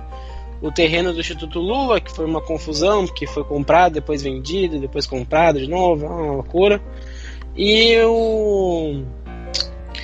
também o terreno, o sítio de Atibaia e o apartamento, né? O apartamento do Glauco Costa Marques, famoso dos recibos, né? Os recibos com a data de 30 de fevereiro lá, aquele. Mas assim, o Lula foi julgado pela ação, foi condenado, né? Por essa ação. Deu aquele depoimento de 4 horas lá, que foi das coisas mais vistas, assim. Virou. Esperada, né? Curitiba entrou em comoção, aquela coisa toda. Nesse depoimento ele cita um pouco das coisas, mas ele faz mais uma campanha política do que propriamente responde alguma coisa, né? E enfim, acho que da sentença depois que o Moro emitiu de 220 e poucas páginas, né? Ele cita algumas provas que podem ser contestadas ou não. Aquela foto dele com o Léo Pinheiro, né? Lá no prédio, apartamento. Para ver o apartamento é complicado, né? Foram feitas obras de elevador no triplex que foi colocado, foi reformado. A mesma cozinha que foi comprada para o sítio foi comprada pro triplex. A dona Marisa teve lá 2 vezes, né? Então, assim, teve vários indícios que... E qual era a justificativa que o Lula deu, que pegou mal na época, a questão deles ficar citando a dona Marisa, né, para dizer que não era envolvido? Acho que muita gente se pega nisso, que ele botou na da dona Marisa, que tinha recém-morrido, né? É que ela que tinha comprado a cota na Bancop lá em 2000 e lá vai que ela comprou uma cota naquele prédio na Bancop. Essa cota aí era de um apartamento normal, se não me engano era 174 e depois virou 154. Era de um apartamento normal naquele prédio e aí teve um documento que foi rasurado passando de 174 para 154. Também é uma das provas do envolvimento dele nisso aí. Uhum. E as delações premiadas, né? No caso do Léo Pinheiro, dos executivos da OAS. E também a gente teve aí o envolvimento dos filhos, do sobrinho do Lula lá no esquema com as empresas lá, com o Odebrecht, o sobrinho dele enriqueceu lá com obras. Mas enfim, o processo dele, que ele foi condenado, é sobre o triplex. E aí o que o pessoal questiona é o seguinte: bom, mas não tem uma transferência, não tem um TED, não tem um documento que diga que é prova, não tem a escritura, não tem uma questão de propriedade, né? Tem tudo isso. É subjetivo, né? Se a gente for ler a sentença do Moro, a gente fica com quase 100% de certeza que tem culpa no cartório, mas tem um grupo de 100 juristas, se não me engano, que escreveu um livro sobre a sentença do Moro e todas as falhas que ela tem, né? Então, assim, é uma sentença bem polêmica. Na questão técnica, né? Isso é muito complexo até para interpretação, por causa que o direito, tecnicamente, na prática, deveria, né? O direito não é uma ciência exata. Exatamente, ele temos e todo mundo sabe disso, todo mundo já se sentiu injustiçado. E aí entra aquela coisa, vamos lá, o que é a minha casa? Minha casa é minha, porque tá aqui a escritura no meu nome, tá, mas se vai lá o cara, dono de uma empreiteira, tem uma baita de uma casa, eu moro nessa casa por 20 anos, por exemplo, essa casa é de quem? E o cara me deixou morar aqui porque ele é meu amigo. Porra, porque até virou piada, né? Como o Lula é bom de amigo, né? Tem os amigos que emprestam. Mas pra tu ser presidente da república, tu tem que ter muito amigo mesmo. Tem que ter muitos amigos, ainda mais um líder populista. Esse é um bom argumento. Isso é um bom argumento. Tá, mas para aí, né? A questão do sítio, né? Quando fala do sítio, o sítio parece... Não, é um sítiozinho fudido também. Não é um sítio... Tá, mas assim, vou dizer assim, não tô entrando no mérito, né? Porque eu acho que não cabe a verdade jurídica pra mim aqui, né? Mas a questão que eu fico não é pouco, pensando que tu é um presidente, toda essa rede, bilhões, um apartamento e mas um aí sítio. Tá, olha só, agora, deixa eu dar minha opinião em cima dessa tua pergunta. Eu acho, tá? Vamos lá. Inocente nessa história de todos os comentados agora, que todos os nomes que surgiram nesse podcast não tem nenhum. Não tem nenhum. Porque... eu achei que ele fosse dizer o Lula. Não tem nenhum. Agora, respondendo a questão do Rafael, eu acho que não é pouco. Porque se tu for pegar, por exemplo, o Lula nunca se demonstrou ser um cara polido em nenhuma... Tá? Eu posso concordar, né, que o Lula, né, ele é um personagem. Ele entendeu o personagem político que ele é, tal. Mas ele continua sendo um pinguceiro, gosta de uma cachaçinha. Daqui a pouco o cara ele aceitou o apartamento pra agradar a mulher, pegou lá não sei o que, ia pro sítiozinho, pescava, tomava umas cachaças dele. O cara, se tu me disser que o Lula não administrava nada, eu até acredito, mas que ele sabia e que ele tava envolvido, ele tava, cara. Não tem como não tá. Eu acho que sim, saber. Tipo assim, eu acho que são coisas diferentes. Eu acredito. São coisas diferentes. Entendeu? Que o cara, ele não tinha condições, eu acredito que ele não tem condições de estar à frente, de estar amando, como pinta o PowerPoint, por exemplo, que bota o nome dele no centro, cabeça, e o cara... Cara, desculpa, por mais que eu entenda ele como uma figura política pobre, que fala errado, essas coisas, assim... Não, o cara manja muito do jogo político e isso é um personagem, mas ele não tem condições de articular um esquema e tá por trás e saber o nome de todo mundo. Cara, até era nisso que eu tava dizendo. Entendeu? Por isso que eu acho que assim, não é pouco. Mas como é que ele não vai saber que lá o fulano tava envolvido? Ele sabia que tinha um esquema. Eu realmente acho que ele devia saber. Ele sabia, mas não sabia que era aquele fulano. Não, ele conhecia um ou dois.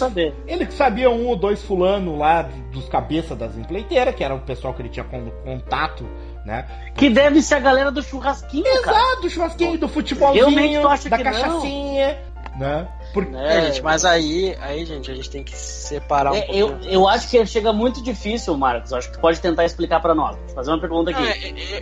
Marcos, assim, qual é o limite entre pensa comigo, um agrado, uma puxada de saco e o que a gente pode caracterizar como corrupção? Não, tenta responder, vamos ver. Porque assim, uma coisa antes de entrar nesse detalhe, eu só queria colocar um fato nessa história. É importante dizer que os processos deles foram abertos em vários, a gente tem lá o valor das palestras, a gente tem... Quando tu pergunta não foi pouco, como as coisas foram abertas em vários processos... Sim, nós estamos falando de uma aba. Isso. Nós estamos falando de uma aba, e é importante também dizer o seguinte... O Ministério Público tem que oferecer uma denúncia, essa denúncia tem que ser aceita e depois faz instrução, o juiz ouve todo mundo, forma-se as provas e depois ele faz lá a sentença. Para conseguir provar, mesmo que de forma assim questionável, vamos dizer assim, que os mais ferrenhos questionem, essa parte era a parte que se tinha provas, pelo menos algumas. Então tu tem mais todo um backup de delações, de contagem, de coisas que é por ouvir dizer que tu não tem provas, que tu não tem como oferecer uma denúncia e tem um bolo lá que tu não pode provar. Mas se tu tem uma partezinha que tu consegue provar e tu vai levar isso pra justiça, e tu consegue cobrar essa partezinha, né? Ela já te ajuda a tu condenar por tudo aquilo que tu tem por trás que tu não tem como provar. Então eu acho a ideia do Al Capone que foi pelo imposto de renda. Foi pelo imposto de renda. Então eu acho que assim. Essa é a ideia, claro. Se a gente for pensar que tem várias coisas que se juntam, até os valores são consideráveis e tem muitas coisas que tu não tem como provar ou são coisas que ainda tão nebulosas aí, né? A gente tem lá algumas figuras no exterior aí que estão nebulosas. Então, assim, eu acho que a gente tem que partir por aí. E tu falou do que é um agradinho, do que é uma coisa, eu acho que isso nós temos essa dificuldade no Brasil, desde o público e privado, do que é uma puxada de saco e do que se torna um crime. O que é eu puxar o saco do meu chefe ou que é eu fazer uma prática criminosa, entendeu? Eu acho que a gente tem uma discussão aqui que eu não sei nem se é claro para essas pessoas, não sei se é claro pro Lula essa diferença. Eu trabalho Não, para aí, Rafael. Não, pro cara, Lula assim, cara. Uma coisa é tu pagar vou dizer assim, uma coisa é eu pagar um churrasco pro diretor da minha escola, a outra coisa é eu sou o presidente da República. Olha o tamanho do negócio. Tu entende? Cara, mas uma coisa simples. Não sei até que ponto, assim... Cara, mas entendeu? Simples. Tem investimento público envolvido? Essa é a questão. Cara, no momento que uma empresa privada, tá? Mas o dinheiro é privado por... Não, da empresa. É privado, mas a relação da empresa com esse funcionário do governo, do Estado, tá envolvendo licitações de obras públicas. Essa é a jogada. Mas não é só isso que eu obviamente, mas claro, também tem empreiteiras privadas que estão construindo condomínios e coisas, mas isso não tá na discussão do processo. A discussão é quando tu tem uma licitação pública, né, que vai transferir um montante gigantesco, tá, de uma obra que poderia ser mais barata. Essa no final é isso. Tá? Estão pagando 5%, mas aí, então estão tirando a corrupção. Eu acho que é por isso que é tão difícil de provar. Porque como é que eu vou saber que esse apartamento efetivamente foi dado como um presente, ou como a reforma, e toda aquela questão foi dada porque foi por esses contratos? Eu acho que é tudo pelo conjunto da obra, entende? Porque ele é o nosso super brother, ele consegue os esquemas pra gente. Sim, mas até em outros países, pronto, entendeu? Isso é corrupção. Tá errado? Pois é, mas aí até que ponto isso é privado ou é o dinheiro público? É nessa discussão. Cara, mas não, entendeu? O espaço, eu tô te dizendo. O terreno, a verba para construção dessa obra, ela é pública? Se ela é pública... Não, mas aí, Rafa, acho que foi... Eu tô lançando perguntas, assim. A tua questão, assim, é que a contrapartida do apartamento que foi considerada foram as obras da Petrobras. Foi a obra da Renest, a obra da CEPES, foram obras que a OAS fez, que ela ganhou na Petrobras. Tá, isso vem vindo nos depoimentos. Acho que cabe a gente chegar nessa questão. Exatamente. Isso, nos depoimentos foi dito que esse apartamento foi dado fruto desse negócio, né? Então, tá, não é isso tem que deixar claro. Mas até assim, para te dizer, eu trabalho numa empresa multinacional, por exemplo, que tem uma política de compliance, que eles chamam essa parte de dar um presente, de receber alguma coisa, extremamente forte, né? Então a gente já tem por princípio não poder aceitar nada que já seja acima de R$100 e nada que tu tenha que se perguntar se tu poderia estar aceitando ou não. Então pode ficar com vergonha. Então assim, se tu recebe lá uma cesta de frutas e tu vê que aquilo foi extremamente caro, tu já diz, eu não posso aceitar, tô te devolvendo, que a coisa tem que ser algo bem que não vai influenciar a tua relação tanto com o cliente quanto com o fornecedor, né? Eu ganhei um calendário, ok, ganhei um calendário, mas agora eu ganhei um final de semana na serra, não, isso um pouquinho, isso aí não posso aceitar. Sim, mas de novo, né, porque é um contador da empresa, né, entenderam o que eu tô pensando, até que ponto eu tô indo para uma outra ideia, não tô dizendo se é certo ou errado, até que ponto ele tem essa noção de que, imagina um cara que desde sempre foi presidente de sindicato. Não, ele não vai ter. Assim, será que ele tem noção de que, não é mais um cara puxando meu saco de tanta coisa que eu já não ganhei na vida? Tô pensando nesse sentido, entendeu? No sentido de, não que não seja errado, não é essa a discussão, mas será que realmente ele tem a noção de que isso é um crime ou isso é mais uma puxada de saco? Tá, sabe? Mas aí tu já tá... É nesse sentido. Tá, mas aí tu tá supondo que... Mas tudo é suposição. Tá, não, sim, a gente tá supondo, tá? Nós estamos, eu, Rafael, estamos supondo que, então, nesse caso, pra negar a inocência pela ignorância, tá? Não, acho que não. Acho que não é pro caso. Mas é a única maneira. Porque, quer ver, olha só, vamos supor o seguinte, que tu chega me oferecendo um negócio. Eu sou o cara do governo, tá? E a gente vai fazer esse negócio. 3 meses depois, tu me dá um presente, tu manda um carro pra mim. O Alan, o Alan é o cara. Não tem como eu passar... por que será que eu ganhei o carro? O cara é legal, o cara me mandou um carro, olha só que legal. Tu tá entendendo? Se já houve a contrapartida. Se a gente já fez o negócio. Agora, eu tô lá no meu gabinete, eu sou não interessa o cargo, eu sou o cara que resolve. Me chega lá dizendo, senhor, tá aqui a chave do seu carro, estacionaram lá na frente, sério que é seu. Não tem cartão, não tem o nome, realmente eu não tenho o que fazer. Obviamente que eu não vou pegar esse carro, né? Até porque sou um deputado, posso achar que estão querendo me explodir, sou um presidente, pode estar querendo, né? Mas, se não teve contrapartida nenhuma, nesse caso é só um presente que vem voando. Aí eu abro o carro, tem um cartão lá dentro. Né? E eu vou dizer que é um Fiat Elba, só pra deixar mais, né? Aí tem um cartão dizendo, em agradecimento ao seu grande trabalho, presidente, tal, da empresa tal. Bom, não tem nenhuma contrapartida. Nesse caso, até poderia concordar com o argumento que eu não tô bom, realmente, né, não teve, porque nunca fui procurado por essa empresa, nunca conheci, aí 2 semanas depois me procuram, né, por isso que tu não pode aceitar, né, cara, eu acho muito difícil esse limite, cara, porque todo mundo, por mais simples que seja, eu acho que tem nível. Uma coisa é pagar um churrasco, dar uma cachaça, que eu gosto de beber, né? Porque vamos pensar quantos litros de cachaça o antigo presidente deve ter ganho, né? Porque todo mundo sabia que ele curtia. Quantas garrafinhas não ganhou, né? Quantas garrafinhas não ganhou de todo mundo. Isso ele vai entender. Não, só um presentinho, agradinho, puxa saco, nem gosto desse cara, mas vou tomar a cachaçinha em consideração, né? Mas... pô, a gente tá falando num apartamento, porque eu penso, cara, assim num todo, tô dando um exemplo. Eu acho que, no geral, se perdeu a noção do certo e errado.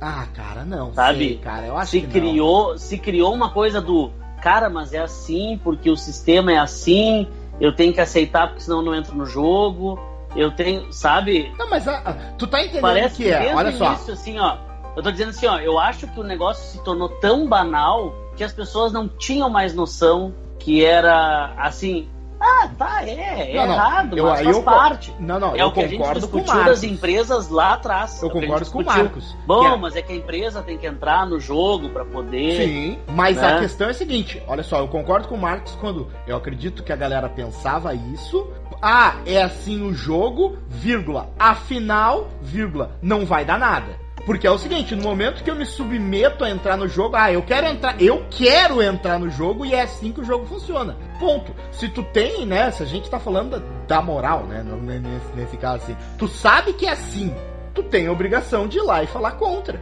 né, de botar... Mas até, olha, num dos depoimentos de um dos executivos da Odebrecht, ele conta a história de um deputado que era meio jogo duro e tal, né? E aí ele tentava marcar uma audiência com um cara, o cara não marcava, e aí um belo dia ele ficou em Brasília, e o cara também ficou, e aí ele ofereceu o cara não tinha mais como voltar para casa, e ele ofereceu uma carona pro deputado no jatinho, e o deputado meio constrangido aceitou, e eles foram conversando, aquela coisa, e aí depois já convidou o cara pra... vamos fazer um churrasco, uma coisa, já chamou o cara na casa, o cara foi, e aí no fim já viraram meio que amigos, aí quando tu vê, ele tava na Europa com o cara e a esposa, aí a esposa queria comprar uma coisa, o cara tava sem dinheiro, o executivo vai lá e dá uma grana pro cara, o cara compra, então quando tu vê, tu tá... Não, eu entendo, mas totalmente envolvido, né? Eu entendo, mas eu sou muito amigo do Rafael, cara, se um dia me aparecer o Rafael aqui de madrugada, segurando uma caixa, dizendo, guarda e não abre, desculpa, eu não vou guardar e não vou abrir, né? Tipo assim, porque, porra, o meu instinto diz que vai dar merda, entendeu? Eu acho que tem um ponto, eu acho que é complicado, cara, eu entendo todas as partes, é muito complicado, por causa que isso vai variar de cada pessoa, né, cara? Cada pessoa tem o que parece ser... Cara, porque é que eu vejo, assim, da banalização, cara. Isso, nós podemos pensar em muitas dimensões bom, mas sempre se teve essa prática, claro, foi assim. Claro, é a discussão do sistema político como um todo, né, cara? Eu acho que eu conheço várias pessoas, enfim, eu tenho pessoas bem próximas que trabalham nesse meio de licitações, enfim, cara, e todo mundo diz, cara, é assim, não tem isso de errado, essa a regra, né? Então, eu não sei até que ponto realmente as pessoas têm essa noção, sabe, do que, claro que errado é um crime, ninguém está dizendo que não é, né? Mas não sei até que ponto as pessoas realmente... Não, mas sabe? Se tu admite, se tu tem dúvida que existem pessoas que não sabem até que ponto vai, pra essas pessoas não é. Não, mas isso não é nada demais. Não, mas eu aceitei que eu ganhei essa licitação porque a minha empresa contribui, né? Contribui com o andamento das campanhas. E que de novo, todo esse processo, o que eu acho interessante é que deles se abriram, além de outros processos jurídicos, né? Se abriram discussões interessantes. Tá, então vamos cortar pelo mal da raiz. Acabou o financiamento de campanha. Então vamos discutir. Não tem mais financiamento de campanha? Tem financiamento de campanha? Modelo de voto. Vamos acabar o voto? É distritão? É distritinho? Como é que vamos fazer? Existem outras discussões que saem tentando, né, tapar esses buracos, né, tentando achar o problema, né, do nosso sistema político, que é muito partido. Vamos proibir a criação de partido. Não, tem que abrir mais partido. Então libera a criação de partido, facilita o processo de criação de partido. Então, agora, próxima eleição desse ano, a gente vai ter provavelmente recordes, né, de partidos atuantes, né, além de partidos mudando de nome, né, tentando desatrelar alguns significados, a gente tem partidos novos sendo homologados. Provavelmente na próxima eleição de 2020 no Congresso Municipal, a gente vai ter um recorde novamente, né, mais partidos, né, conseguindo se candidatar e até eventualmente ganhando. O sistema político no Brasil ele é complexo, mas né, aí uma opinião minha, eu vejo como um sinal até positivo as discussões que a gente está tendo agora, essa polarização que a gente passa, tá certo, errado, demônio, coisa, e olha, estou ansioso para 2018, né? O nosso cenário político já entrando, eu acredito, né, o Rafael concorda na nossa última parte, o Rafael do sim, podcast, tá longo, né, para não ficar muito já mais tá longo, só discutir. Tá longo, mas tá muito bom. Não, tá podcast de 6 horas, né? Para nós vamos lançar ele em 2 partes, discutindo as nossas expectativas para 2018. O que a gente acha? Depois discute o episódio 1 e episódio 2. A Lava Jato tá aí, né? Tá aí, outros processos de corrupção com certeza virão, né? O que a gente espera? E eu me permito começar. Vamos criar um cenário imaginário, tá? Não deu pro Lula, o Lula foi preso e aí o Lula vem aqui, não, eu vou falar. Quero escrever meu livro de memórias, quero falar, quero contar. Tá. Se ele é o cabeça por trás do negócio, ele tem nomes e deve ter provas que, né, a galera não imagina, né, sobre a galera que vai fazer tremer. O que vocês acham? O que acontece? Lula preso. Lula preso amanhã. Lula foi preso, não concorre à presidência, não caiu, tá? A gente sabe, né, que não é assim. Vai dar uma treta grande no país. Vai dar uma treta grande no Brasil, no país. E aí, desculpa, que eu tinha pensado outro cenário, né? Que é Lula dá uma de Vargas. Lula escreve a carta para homenagear o Temer e o Vargas. Forças, né, tipo Jango também, forças obscuras fizeram que o que desse barraquite da vida. O que aconteceria? Vocês já pensaram nesse cenário, assim, assustador? Que Lula desse uma de Vargas? Isso. Acho que não vai acontecer. Esse aí eu acho que não vai acontecer.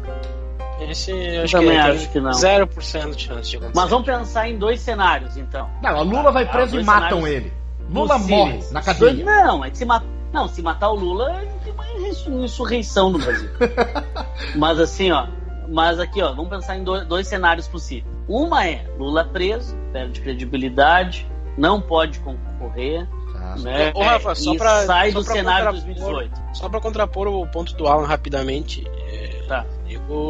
eu até posso ter algum ponto de vista político, mas eu acho que o Lula não faria isso porque ele é uma das figuras mais egocêntricas que existe, né? Ele é um cara que ele é bem focado nele mesmo, nas coisas dele, de dizer assim, das coisas que ele fez, das coisas que o governo dele fez, das coisas que ele tirou todo mundo na miséria. Quando ele fala, ele coloca tudo nele, assim. Então eu duvido muito que alguém que tenha todo esse egocentrismo vá querer se matar, né? Olha, não sei, cara. Eu acho que talvez a masterpiece dele seja justamente isso. Olha onde eu cheguei, antes que me tirem eu vou mostrar que... Porque é aquilo, né? Depois que o cara morreu, fica difícil... É que tem suicídios que são... Não todos suicídios, aí vai pro sociológico de novo. Exato. Nem todos os suicídios O Vargas é muito bom, cara. O Vargas perdeu apoio gigantesco, massivamente. Tu tem o Lacerda lá... e o Vargas é extremamente egocêntrico também. Extremamente egocêntrico, a figura dele, um ditador... E o cara se mata e né? Claro que a gente tá falando de um Brasil da década de 50, mas tu tem a galera tendo que... Prestes tendo que sair do Brasil, o jornal dele, a editora dele sendo queimada, muitos, né? Hoje a história já reconhece que o que retarda por 10 anos, né, o clima de intervenção militar foi o suicídio do Vargas. A gente tem uma mudança no país, né? E o Vargas é uma figura, ao meu ver, não politicamente, mas aí né, na figura, na presença, pessoal muito. O Lula quer se comparar muito nessa questão, né? De botaram ele lá como pai do povo e aquilo, né? Disseram que ele é e ele acreditou e ele vem trabalhando nisso. Ele vem interpretando esse papel. Mas vamos lá os dois cenários. Primeiro, Lula preso, não concorre. O candidato que vencer vai ter força para governar? Ou o outro cenário, pra gente discutir. Lula vence. Lula é inocentado aí agora em janeiro, né? Aqui em Porto Alegre. Ele é inocentado, é eleito, ele vai conseguir governar? Vamos pensar no Brasil pós-eleição. Vamos tentar fazer exercícios de futurologia. Vamos pensar nesses dois cenários. Lula ganhando e Lula perdendo. Como nós vamos articular isso politicamente? Vamos tentar adivinhar aqui. Depois o que sobrar depois das brigas, mortes e fim de amizades que vão acontecer em 2018. É que eu acho que não vai acontecer nenhum desses dois, cara, sinceramente falando. O que tu acha que vai acontecer? Eu acho que o Lula vai ser condenado em 2-1, vai recorrer tanto que vai acabar conseguindo se candidatar, vai ser eleito, porque ele saindo ele vai ser eleito. Ele vai fazer o mesmo governo que a Dilma em si fez, assim, acho que não tem como avançar muito. E o Brasil vai continuar estagnado, porque o Congresso não vai mudar muito. Todo mundo diz, vamos renovar o Congresso. Não vai, porque o Congresso não renova. Vai entrar os mesmos ou vai entrar o filho dos mesmos, que eu acho que é pior, a renovação pior ainda, porque aí nós vamos o filho roubando pro pai, né? Aí nós vamos de novo no sociológico, né? Eu, sinceramente, não sabe como funciona o sistema. O clientelismo, né? A apropriação. Eu, sinceramente, não vejo esperanças de algo muito diferente da coisa ser uma... Então a manchete é: Marcos Endres acha que o Lula será eleito. Eu já acho que não. Eu não sei se o Lula escapa dessa. Boa deturpação de imprensa, viu? Eu acho. Mas assim... só desculpa, Alan, só pra terminar. Na verdade, eu acho isso, mas é triste, porque assim, eu não tenho a menor esperança que o Brasil vai melhorar nos próximos 5, 10 anos. Não vejo nenhuma. Eu acho que a gente vai ter assim um ano bom. Teve um ano bom, que bom, esse ano foi bom, a gente conseguiu viver. Vai ter mais 2, 3 anos de merda. Teve um ano bom. Eu acho que vai ser assim, porque as reformas que o país precisa, mesmo tributária, política, nem digo de previdência, porque de repente a previdência só precisava ajeitar alguma coisinha aqui outra, mas assim, as reformas estruturais mesmo não vão acontecer porque não tem força política para isso. E sim, não vai ter alguém... E ninguém vai conseguir mexer nisso. E não tem um nome de coalizão assim forte que vá ganhar. Mas vamos pensar assim, então dentro do sistema político de coalizão, que é o que a gente vive, é possível se fazer uma reforma? Se tu conseguir trazer a população para ti e a população, ela, vamos dizer assim, ela se envolver com aquilo, sim, mas se não, é impossível. Eu acho que a população nunca participou, cara. Eu também acho que nunca participou, mas talvez ela possa participar de alguma forma se tu conseguir mostrar efetivamente que aquilo vai te fazer bem. Porque assim, é o que falam, reclamam que o pessoal do Bolsa Família vota no PT porque o Bolsa Família é do Lula, mas assim, as pessoas votam pelos seus interesses. O deputado lá vota pelo seu interesse, o cara do Bolsa Família vota pelo seu interesse. Então, se o interesse for comum a todos, eu acho que tem como, mas com esse congresso que tá aí, mas agora vem a pergunta. Desculpa, Alan, pode terminar agora. As pessoas têm o mesmo interesse? De transformar o país num lugar legal? Mas o que é um lugar legal pra... Exato, eu acho que... Deixa eu até... É difícil, cara. É que essa questão, assim, que o Brasil... Essa visão até que o Marcos tem, eu concordo em parte com ela. Eu não vejo um cenário muito positivo pra frente, e aí eu concordo, né? Alguma mudança positiva com ele. Só que o que eu discordo no conceito. Porque é o seguinte, o Brasil tem ficado positivo há muito tempo pra alguém.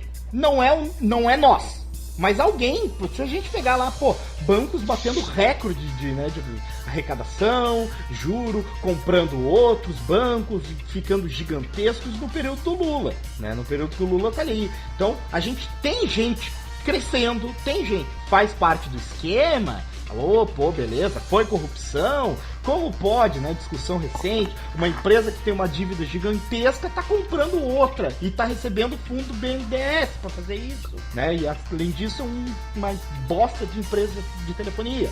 Como pode tá acontecendo isso? Né, para bom entendedor, meio garrafa basta, por assim dizer, né? Para alguém sempre tá bom, sempre vai ficar melhor, né? Pode ser o governo, e aí vou botar em panos gerais, assim, mais nefasto, mais ordinário, mais corrupto, mas vai ter para alguns que vai estar bom, né? Claro, se tu falar bom para a população, que vai estar, né, vai ter um desemprego baixo ou nulo, salários altos.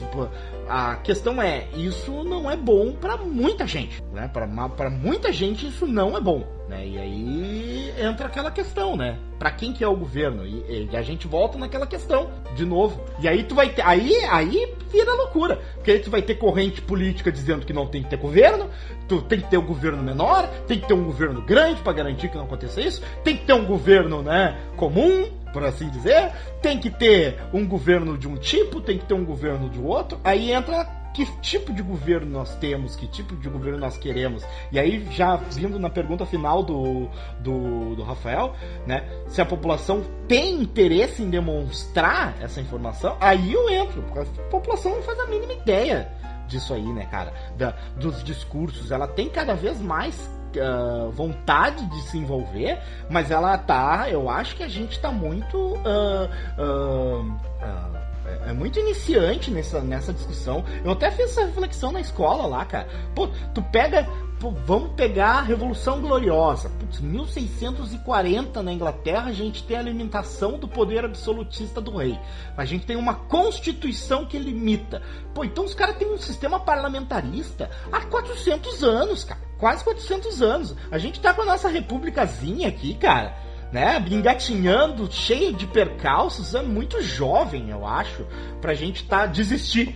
Eu acho que a galera tá... Pô, a gente é jovem nesse jogo político, nessa questão republicana. É normal a gente discutir, né, o nosso sistema, o nosso governo, né, tem corrupção, tem... Pô, mas a gente tá no começo, dá pra arrumar isso aí. Eu sou um pouco mais otimista, né, nessa questão política. Não... Mas sabe por que não dá, Alan? Só rapidamente, sabe por que não dá? Porque eu acho que tu já tá nessa fase, tu deve ter começado já faz algum tempinho. Qual é a tua vida? Qual é a minha vida? Qual é a vida do Rafael? A nossa vida real. Não. Tudo bem que tem conquistas, mas qual é a nossa vida real? Trabalhar pra... Acordar cedo e pagar boleto. Exato. Essa é a nossa vida. Então não vai ser na nossa vida que a gente vai deixar de acordar cedo pra pagar boleto. Então, acabou. Mas a questão... Mas tem lugar. Mas assim, ó, o que é melhorar, Marcos? Exato. O que é melhorar? Porque uma coisa é eu pagar o boleto. Deixar de pagar boleto. Peraí. Uma não coisa precisar me preocupar mais com isso? Não, peraí. Uma coisa. Não, acho que se todo mundo tiver a condição de acordar cedo e pagar o seu boleto. Exato. Né, já tá bom. Agora a gente não pode ficar com, sei lá, 13 milhões de pessoas sem conseguir acordar cedo e pagar o seu boleto. Né, a gente tem que ter lá 2 milhões, 3 milhões, que é, vamos dizer assim, é a rotação normal de pleno emprego, vamos dizer assim, né, que se diz, né? É que os países mais comuns têm aí de empregabilidade 3, 4% de desempregados. A gente tem que ter reforma estrutural que a gente vai conseguir se aposentar, a gente tem que ter uma questão de saúde decente, investimento em educação, investimento em presídio, em escola. As escolas não podem, vocês são professores, né? Já deram na escola pública, a escola não pode não ter um papel higiênico, né? Pelo menos, o cara poder cagar. Tem escola que não tem cadeira, não tem quadro, não tem nada. Então, mas aí de novo, né? Às vezes nem é um problema de dinheiro, de governo. Exatamente. Às vezes é um problema de gestão do diretor daquela escola, do diretor de um hospital, do chefe de uma UBS. E aí entra na questão, por quê? Porque às vezes esse cara aí que tá lá foi indicado. Uma aula boa.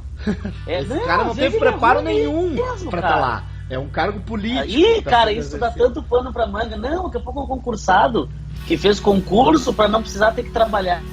Olha a mentalidade. A gente sabe? É muito complexo. Sabe? É um professor que...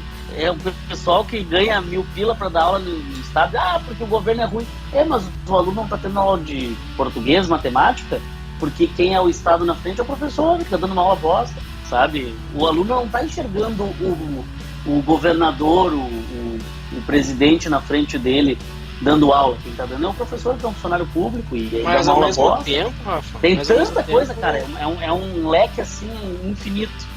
Mas eu acho que a gente já teve essa discussão, nós dois, eu acho que a gente pode trazer aqui. Eu particularmente discordo um pouco dessa visão de vocês dois, porque quando a gente começa a dizer assim, nossa, esse negócio é muito complexo, a gente tem que pensar em tudo, e a gente vê trocentos e 14 políticos falando disso, não, porque a coisa, a gente tem que pensar no macro, que tem todo um discurso, só que quando a gente traz para esse discurso do macro, a gente não resolve nada. E aí fica no campo da discussão das ideias e não se resolve nada. E aí por isso que eu não tenho esperança de que a coisa vai melhorar, porque a discussão ou ela sempre é difícil ter esperança. Ou a discussão ela sempre vai para esse campo das ideias, que a gente precisa pensar em todas as variáveis e variantes que vai afetar toda a população de uma forma que a tiazinha lá ou o carinha lá ele vai ficar bem e tudo mais. Mas a gente acaba não fazendo nada. É o que a gente sempre conversou. Pra mim tinha que ter o cara que vai lá e faz, né? Não. Mas não esse cara que fica só. O cara que vai lá e faz, ele tá justamente organizando como melhorar o serviço que ele presta dentro de uma empresa privada, ou, que nem o Rafael falou, o cara que foi lá, fez uma faculdade, se formou, fez um concurso e decidiu que pra ele, a vida dele é isso aí, ele não vai trabalhar. Por quê? Porque existe uma legislação que vai defender o cargo dele, né? Que vai dizer que ele não vai poder ser mandado pra rua. Se ele bater o ponto todo dia, nunca bater em ninguém, o funcionário público não vai pra rua. Nunca, né? Se ele prestar o serviço. Aí quando um cara com esse perfil, com essas atitudes, chega na política, aí ele vai estar sempre defendendo o caminho dele, né? Eu entendo essa visão, assim, e eu concordo que agora é difícil ter esperança. Inclusive falta muita ação, né? Que a gente tem o ideal da reflexão, né? Principalmente no campo político, pessoal. Esse ano, né, 2018, vocês vão ouvir muito o tripé: saúde, segurança e educação. Todo político é a favor da saúde, segurança e educação, porque é impossível tu não ser. Qual é o retardado que vai chegar lá e vai falar, não, segurança tá tudo certo, educação nós já temos e saúde o povo não precisa. Não existe. E todo político vai vir com esse discurso. Então nós temos que pensar, vamos construir um hospital, mas nós poderíamos estar fazendo na escola, vamos discutir melhor como vai ser feita a verba. E eu concordo que em muitas partes, assim, o processo era para ser muito mais agilizado. E aí eu entro com aquela coisa, nós precisamos de uma reforma, né, na questão política. A gente tem processos que não vão para frente. Porque exato, a gente tem processo que tá muito bom, que está engavetado, a gente tem gente que poderia estar fazendo um serviço muito bom em secretaria, que poderia estar fazendo mais, estão lá, porque está sendo ocupado por fulano, por ciclano, né, que ou prestou um concurso, ou foi indicado, ou está lá, né? Então, realmente, né, eu concordo com o Márcio, concordo com o Rafael, é difícil a gente ter um otimismo, né, frente a essa ação, mas eu ainda acho, né, que a gente tá passando por mudanças, né? O fato da gente tá, por exemplo, hoje, qual foi a manchete hoje que circulou em todo o jornal? Foi indicação, né, de uma deputada que por acaso é filha de um outro condenado, que, né, Roberto Jefferson e tal, pode assumir, não vai assumir, e hoje circulou toda a manchete, tá, pessoa, mandaram no WhatsApp, recebi vídeo. Outra coisa que circulou hoje foi a denúncia lá contra o Serra, né, do cara que diz da possível delação, que tinha, sei lá, desde 2002 doou mais de 50 milhões pro Serra. Recebi isso no WhatsApp, então isso tá circulando. Eu acho que a população já começasse, pelo menos, se achar engraçado, circular esses videozinhos, esses memes, já é um bom sinal. Não é a solução, mas é o início, é um processo. E aí é aquilo, né? Tendo aquela visão aberta do Caras da Humanas, né? A resposta, ela não é definitiva e nem será, né? Porque aquilo, vamos arrumar o mínimo e aí vamos achar, né? Acredito que deveria ser isso. Vamos ter um mínimo de educação, um mínimo de segurança, um mínimo, né, de saúde, para depois pensar no máximo. É uma caminhada, é um processo e nunca vai estar bom, né? Porque tem hora que tá bom pra um, tem hora que tá bom pra outro, tem hora que ficar bom pra todo mundo é aquilo, né? É impossível. A gente tem discussões, né? Pô, eu acredito que Rafa, já é 00:10 já. Eu acredito exatamente, eu ia caminhar pro final. Isso, só pra terminar. Então, pra encerrar, eu Eu vou fazer uma pergunta final, assim, já que o tópico da segunda hora do programa foi Lula agora, dia 24, Lula vai ser preso, Alan? Eu acho que não. Marcos? Nem pode. Não, é condenado. Ele não vai ser preso, ele não vai ser algemado. Não, isso, mas vai ser impossibilitado de concorrer ou não? Não, eu Mas acho nem que não. vai ser agora, vai ser depois ainda. E tem embargos infringentes, tem embargos de declaração. Ih, Ou gente, seja, esse negócio vai chegamos até... à conclusão que vai longe ainda essa história. Não, ele vai ser condenado, mas, por exemplo, se ele for condenado 3-0, o bicho já aperta pra ele, porque aí só tem uma possibilidade de recurso, que é embargos de declaração. Se ele for condenado 2-1, aí, gente, aí quase certeza de que ele possa se candidatar, porque até sair a resposta dos embargos já vai ser agosto, setembro, ele já vai estar lá. E aí já tem correntes dizendo que que quem tiver no TSE vai permitir a candidatura dele. Então, gente, né, deu pra ver que nesse primeiro tópico que a gente falou da Lava Jato, fizemos uma boa retrospectiva. Marcos, parabéns, né, tem que fazer o elogio. Muitas noites eu sei que tu ficou ouvindo esses depoimentos aí. Só pra gravar o nosso podcast? Serviu de alguma coisa, Marcos. Deixou um legado pra humanidade. Tomara que esse programa seja escutado pelas pessoas. Até tô pensando em pagar propaganda para esse aqui, né? E o segundo tem essa discussão do Lula, né? Do se vai ser condenado ou não, se vai concorrer ou não. Eu acho que deu a entender que nós não temos como saber mesmo. Que o mais certo é quem sabe. Isso, o mais certo é estar longe de se saber. Feito, gente. Só pra não terminar assim do nada, assim, a gente não citou Bolsonaro, mas eu acho que é uma candidatura que tá aos poucos se esvaziando, né? Rapidamente, Tá. Né? Falando, né? E o Luciano só pra Huck? Ele veio pra vitrine muito cedo, então deu margem pra achar furo dos filhos, que acaba vai perdendo o encanto, porque daí, até o Bolsonaro também, não sei não, gente. Envolvido. O problema é aquilo que vai esquentar mais. A expectativa que eu tenho... que o grande problema é que nós temos uma Copa do Mundo e nós estamos preocupados se menino Neymar e Felipe Coutinho vão conseguir trazer a dupla bilionária, trazer o épico. Depois disso a gente discute política. Exato. Né? Eu acho que nós já concordamos. A gente e aí pode ser pouco tempo, futebol. Essa é a questão. Pode ser pouco tempo. Então vamos ver mais pra frente. Então tá, gente. Feito? Então tá. Alan, um abraço. como é que as pessoas nos encontram? Calma, não dê tchau ainda. Tá. youtube.com. Como é que as pessoas nos encontram? Vamos lá, Alan. youtube.com/Isso Cai na Prova. Vocês vão ter a playlist lá do AtualizaCast. Também temos a nossa conta no SoundCloud ou SoundCloud e no iTunes. É isso, Rafael? Isso aí. E o Marcos já deu algumas dicas. O Marcos é o nosso consultor também aí para edição. Se vocês perceberam que melhorou ou piorou, a culpa é dele. Feito, gente. Então, Marcos, muito obrigado. Valeu, meu. Valeu, ótimo programa. Podemos desdobrar, cortar ele em 4 pedaços aí para divulgar durante um mês. E fazer a gente vai precisar gravar um pouco. Cada parte de 1 hora e meia. É que a gente estava devendo um. Na verdade, a gente está devendo um, né? Então...